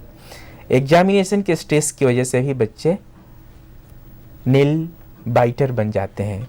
Nail को काटना, मुंह में ऐसे डालते रहेंगे, they may start walking and they may start nail cutting also, nail biting. तो यह नेल बाइटिंग के लिए ये सारे कुछ फैक्टर्स हैं। फिर एक्सेसिव फियर, किसी चीज़ को लेकर काफ़ी ज़्यादा डर मन में बैठा हुआ है कि एग्जाम होने वाला है, पता नहीं पास करूँगा कि नहीं मैं नहीं पास का, कांट पास, मैं पास नहीं होऊंगा, मेरा परफॉर्मेंस शुरू से ख़राब रहा है, ये वाली बात। या फिर एक्सेसिव फियर, मैंने पिताजी के ये काम नहीं किया, पिताजी मेरे को मारेंगे, ये सारे कुछ। डिसहार्मनी अमंग पेरेंट्स, माता पिता के बीच अच्छे संबंध नहीं है, तो इसका इनडायरेक्ट इफेक्ट बच्चे के ऊपर पड़ता है। बच्चा सोचता है कि कैसे how I will solve this problem, ताकि माता पिता के बीच में जो डिसहार्मनी है, जो लड़ाई झगड़े वाली सिचुएशन है, यह कम कर दी जाए। तो कैसे कम किया जा सकता है? कई वे है। एक वे इसका पॉजिटिव वे एक ये भी है कि I will be rich the upper position in the society and I will be separate the both. ठीक है, बट मैं कैसे पहुंचूंगा उस अपर लेवल में? माई achievement is the less. Again ये दो कॉन्फ्लिक्ट चल रहा है, क्या कि एक हायर पोजीशन अटेन करना है, और दूसरा मैं कैसे पहुंचूंगा उसके प्रति मेरा तो अचीवमेंट कम है। इसके प्रति जब कॉन्फ्लिक्ट चला तो बच्चा अगेन ही may start the nail biting. Beloved और over protected child, the child is काफ़ी दुलारा है, प्यारा है, ओवर प्रोटेक्टेड चाइल्ड है, उसके ऊपर रिस्पॉन्सिबिलिटी नहीं डाली गई और सडनली रिस्पॉन्सिबिलिटी डाली जाती है, तो फिर again it will be produce the nail biting behaviour. ये जो सर आपने जो सारे सिम्टम्स बताए, मतलब अगर नटशेल में हम इसको बताएं, इसका जो कंक्लूजन है जो हम देखें तो ये होता है कि कहीं ना कहीं ये जो हैबिट डिसऑर्डर्स हैं, जो भी ये सब प्रॉब्लम है, ये कहीं ना कहीं आसपास के एनवायरनमेंट से ही होता है, जैसे बीट पेरेंट्स, टीचर्स, पीयर्स और चाइल्ड खुद ही। और उसके जो रीजन होते हैं ये यही होता है कि या तो बहुत ज़्यादा ओवर प्रोटेक्टिव नेचर होता है, जो मतलब अगर देखा जाए तो जो पूरा एनवायरनमेंट है बच्चे का, उसी एनवायरनमेंट में ही फैक्टर्स होते हैं जो प्रमोट करते हैं इस बिहेवियर को अपनाने में बच्चे में। सही बात है। Generally parents, teacher, sibling and बच्चा खुद भी, ये सब इक्वली रिस्पॉन्सिबल है मेरे ख्याल से। Okay, research is also telling like that कि these all factors are equally responsible। और सभी ये सब कुछ तो वातावरण में ही होता है, टीचर्स, फ्रेंड्स, सिबलिंग, पेरेंट्स, हम भी तो वातावरण में ही रहते हैं, तो our environment is more responsible to producing all of these things. उसी प्रकार से एक और हैबिट डिसऑर्डर है that is known as a pica. Pica का मतलब होता है ईटिंग द अनईडेबल थिंग्स, वैसा चीज़ जो नहीं खाना चाहिए उस चीज़ को बच्चे खाने लगते हैं। जैसे चौक खाना चाहिए हमें, नहीं खानी चाहिए। प्लास्टिक, मिट्टी खानी चाहिए, नहीं खानी चाहिए, बट बच्चे ये सारे चीज़ें खाने लगते हैं, तो इसको बोला गया है पाइका। अब इस पाइका के लिए कौन कौन से फैक्टर्स हैं? Causative factors, there are many causative factors. सबसे पहला जो फैक्टर्स है, that factor is known as a unitary family. Unitary family का मतलब अभी हमने किया था, डिस्कस किया, न्यूक्लियर फैमिली होता है, और न्यूक्लियर फैमिली में माता पिता और बच्चे होते हैं, और दोनों वर्किंग है, बोथ पेरेंट्स आर वर्किंग। तो जब दोनों वर्किंग है तो घर में बच्चे का देख रेख कौन करेगा? यदि बच्चा बहुत छोटा है तो उसे कहीं पर रखा जाएगा, किसी क्रैच वगैरह में रखा जाएगा, या घर में कोई आया वगैरह रखी जाएगी, तो उनका जो बिहेवियर होगा वह बच्चा सीखेगा। जनरली क्या होता है, जो आया वगैरह रहती हैं घर में, तो वह बच्चे को उतना ध्यान नहीं रख पाती हैं जितना कि पेरेंट्स रख पाते हैं, वे अपने काम में बिजी हो जाती हैं। ऐसे सिचुएशन में बच्चा यह डिफ्रेंशिएट नहीं कर पाता है कि what is the edible and what is the non edible. कुछ फैमिली में ऐसा भी होता है कि पड़ोस वाले से बोलकर चला जाया जाता है कि मैं आऊँगी 4 बजे, मेरा बच्चा आएगा 2 बजे, आप 2 घंटे रख लेना। पड़ोस वाले रख लेते हैं, कुछ पड़ोस वाले तो रख लेते हैं, बच्चे का ख्याल बात रखते हैं, लेकिन कितना रखेंगे? बच्चे चला जाएगा खेलने के लिए और वहाँ पर he may eat something which is not allowed to eat. मतलब एक्चुअल जो बच्चे को इनपुट मिलना चाहिए वो नहीं मिल पाता। सही बात है। दूसरा है lower social class.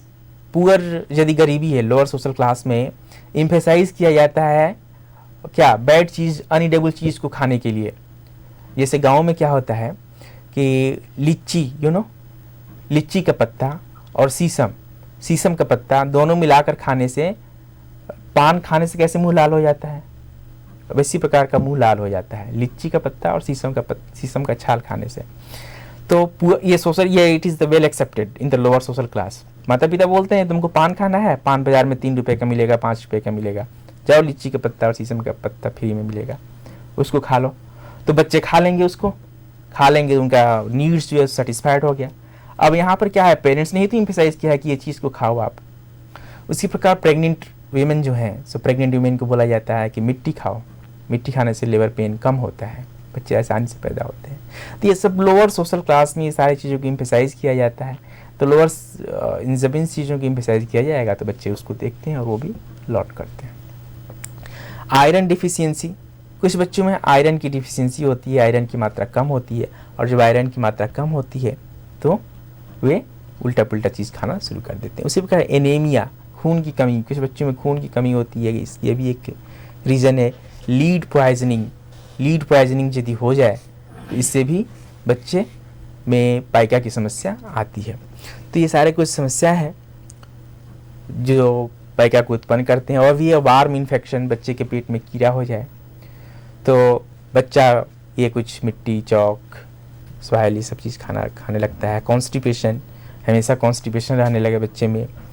Neurological deficit, इसमें ब्रेन के कुछ इंपॉर्टेंट पार्ट्स में डिफिसिट होता है। They can't discriminate between the what is edible and what is non edible. Mental retardation is also one of the reason. And mall nutrition, proper nutrition नहीं मिल रहा है बच्चे को, पर्याप्त आहार नहीं मिल रहा है, तो इन सारी चीज़ों को करने से क्षण भर के लिए संतृप्ति मिलती है बच्चे को और इसलिए वह इन सारी चीज़ों को खाना शुरू कर देता है। सर जैसे पाइका जो आपने बताया कि हम हैबिट डिसऑर्डर्स में हमने डिस्कस किए थे, जैसे थंब सकिंग और नेल बाइटिंग, उसमें हमने सिम्टम्स देखे थे और हमने देखा था कि अगर उसको कंबाइन किया जाए, सारे फैक्टर्स को एक साथ देखा जाए, तो जो उसका एनवायरनमेंट में ही कुछ फैक्टर्स होते हैं जो उसके लिए रिस्पॉन्सिबल होते हैं। बिल्कुल। इसी तरह से जैसे आपने पाइका के बारे में बताया कि बच्चे को डिफरेंस नहीं पता होता कि ईटेबल्स क्या है और नॉन ईटेबल्स क्या है, और उसके भी कहीं ना कहीं फैक्टर्स जो होते हैं वो पेरेंट्स ही रिस्पॉन्सिबल होते हैं। और जैसे लोअर सोशल क्लास हो गए या फैमिली में माता पिता हैं पर वो दोनों वर्किंग है, बच्चे को क्रच में छोड़ दिया या नेबरहुड में, तो इस तरीके से कुछ फैक्टर्स होते हैं जो रिस्पॉन्सिबल होते हैं ये जो हमारे बिहेवियर है बच्चे को अडॉप्ट करने के लिए। सही बात है, इससे बच्चे अपना अभियोजन स्थापित करते हैं। उसी प्रकार से एक और चीज़ जो बच्चों में पाया जाता है, स्पेशली 5 साल की उम्र में बच्चों में पाया जाता है, दैट इज़ नोन एज एनुरेसिस। एनुरेसिस का मतलब होता है बेड वेटिंग, बिछावन पे पेशाब कर देना, और इसके लिए साइंटिफिक टर्म है एनुरेसिस। इसका मतलब है कि इनवॉलेंट्री और इंटेंशनल वाइडिंग ऑफ यूरिन, बच्चा यूरिन पास कर देता है। और इसके भी 4 टाइप हैं, 4 सब टाइप्स हैं। सबसे पहला बोला गया है प्राइमरी एनुरेसिस। तो प्राइमरी एनुरेसिस में क्या होता है कि never establish urinary continence, urine को कंट्रोल करने की एबिलिटी बच्चे में कभी भी स्थापित नहीं हुई। 5 साल DSM-4 बोलते हैं, 5 साल ICD-10 बोलते हैं, 7 ईयर्स, अभी बताएंगे इसका फीचर हम थोड़ा देर में, कि बच्चे में जन्म से लेकर आज के तारीख तक कभी भी यूरिन को कंट्रोल करने की एबिलिटी नहीं आई। That is known primary enuresis. Secondary enuresis में क्या होता है कि वाइडिंग में occur after a period of established urinary continence, urine control करने की एबिलिटी आई, कुछ समय तक रही, लेकिन उसके बाद से उसने फिर यूरिन पास करना शुरू कर दिया। जनरली या sibling after the birth of the sibling होता है, क्योंकि उसमें पर्सनालिटी का रिग्रेशन होता है। जब छोटे वाले बच्चे का जन्म होता है तो वह बिछावन पे यूरिन पास करता है। सिबलिंग राइवलरी के बारे में बताया था, हाँ, उसमें वही बात होती है यहाँ पर भी। तो इसमें क्या होगा, बड़े वाले ने, सपोज बड़ा वाला 5 साल का है, छोटा वाला 1 महीने 2 महीने का है, तो बड़े वाला छोटे वाले को देखते हुए यूरिन पास करना शुरू कर देता है। That is known secondary. Nocturnal में क्या होता है कि सिर्फ रात में ही वह यूरिन पास करेगा। एंड डायरनल मतलब डे टाइम वेटिंग, दिन के टाइम में करेगा, रात में नहीं करेगा। एक होता है कंबाइंड टाइप, जिसमें वाइडिंग में मैनिफेस्ट आइदर डायरनल और नक्चर्नल, दिन में भी हो सकता है, रात में भी हो सकता है, एनी टाइम हो सकता है। तो ये 5 टाइप के हैं एनुरेसिस। और अब क्लिनिकल फीचर देखते हैं एनुरेसिस का। क्लिनिकल फीचर क्या बोलता है? क्लिनिकल फीचर ये बोलता है कि wetting must occur twice a week for 3 consecutive month, 1 सप्ताह में 2 बार होना चाहिए और 3 लगातार महीनों से होना चाहिए। 3 लगातार महीनों से 1 सप्ताह में 2 बार कम से कम होना चाहिए। और दूसरा है कि chronological age must should be more than 5 years। यदि हम उसके शारीरिक उम्र को देखते हैं तो यह 5 साल से ज़्यादा होना चाहिए, और मेंटली इसको ध्यान में रखते हैं तो it should be more than 4 years। ठीक है, मतलब 5 साल की उम्र के नीचे एनुरेसिस बोलना मुश्किल है, हम नहीं बोल सकते। 5 साल से ज़्यादा उम्र होना चाहिए। तो ये एनुरेसिस की बात हो गई। एनुरेसिस का मैनेजमेंट भी है, कई प्रकार की बातें आती हैं, हम देखेंगे बाद में, if time will permit. Sir जैसे आपने अभी तक जो हमारे को कंडीशंस बताई, उसमें आपने इमोशनल डिसऑर्डर्स बताए, बिहेवियरल डिसऑर्डर्स बताए, आपने ऑटिज्म के बारे में बताया, फिर आपने स्कोलास्टिक स्किल्स जो थी जिसमें हमने डिस्कस किए थे symptoms of dysgraphia, dyslexia, dyscalculia और मिक्स्ड कंबाइंड टाइप का भी होता है। फिर आपने जैसे बताया कि जो हैबिट डिसऑर्डर्स होते हैं वो बच्चे में आ जाते हैं, उसके जो फैक्टर्स क्या क्या हो सकते हैं और किस बेसिस पे हम कह सकते हैं कि बच्चे में ये प्रॉब्लम है, कौन कौन से फैक्टर्स रिस्पॉन्सिबल हैं, डेवलपमेंटल है, एक्वायर्ड है, इसका ऑनसेट ऑफ टाइम पीरियड क्या है, कितनी एज से कितनी एज तक के बच्चे को हम कह सकते हैं कि रिलायबल है ये, जो हमें परमिट करता है कि हम ये कह सकें कि बच्चे में ये प्रॉब्लम होती है। ये आज के हमने सेशन में देखा कि जो हमारा टॉपिक ऑफ डिस्कशन था identification and management of childhood disorders, उसमें देखा कि क्या क्या डिफरेंट डिसऑर्डर्स हो सकते हैं और इसके सिम्टम्स क्या क्या हो सकते हैं। This is time for the closing of our session. Thank you so much.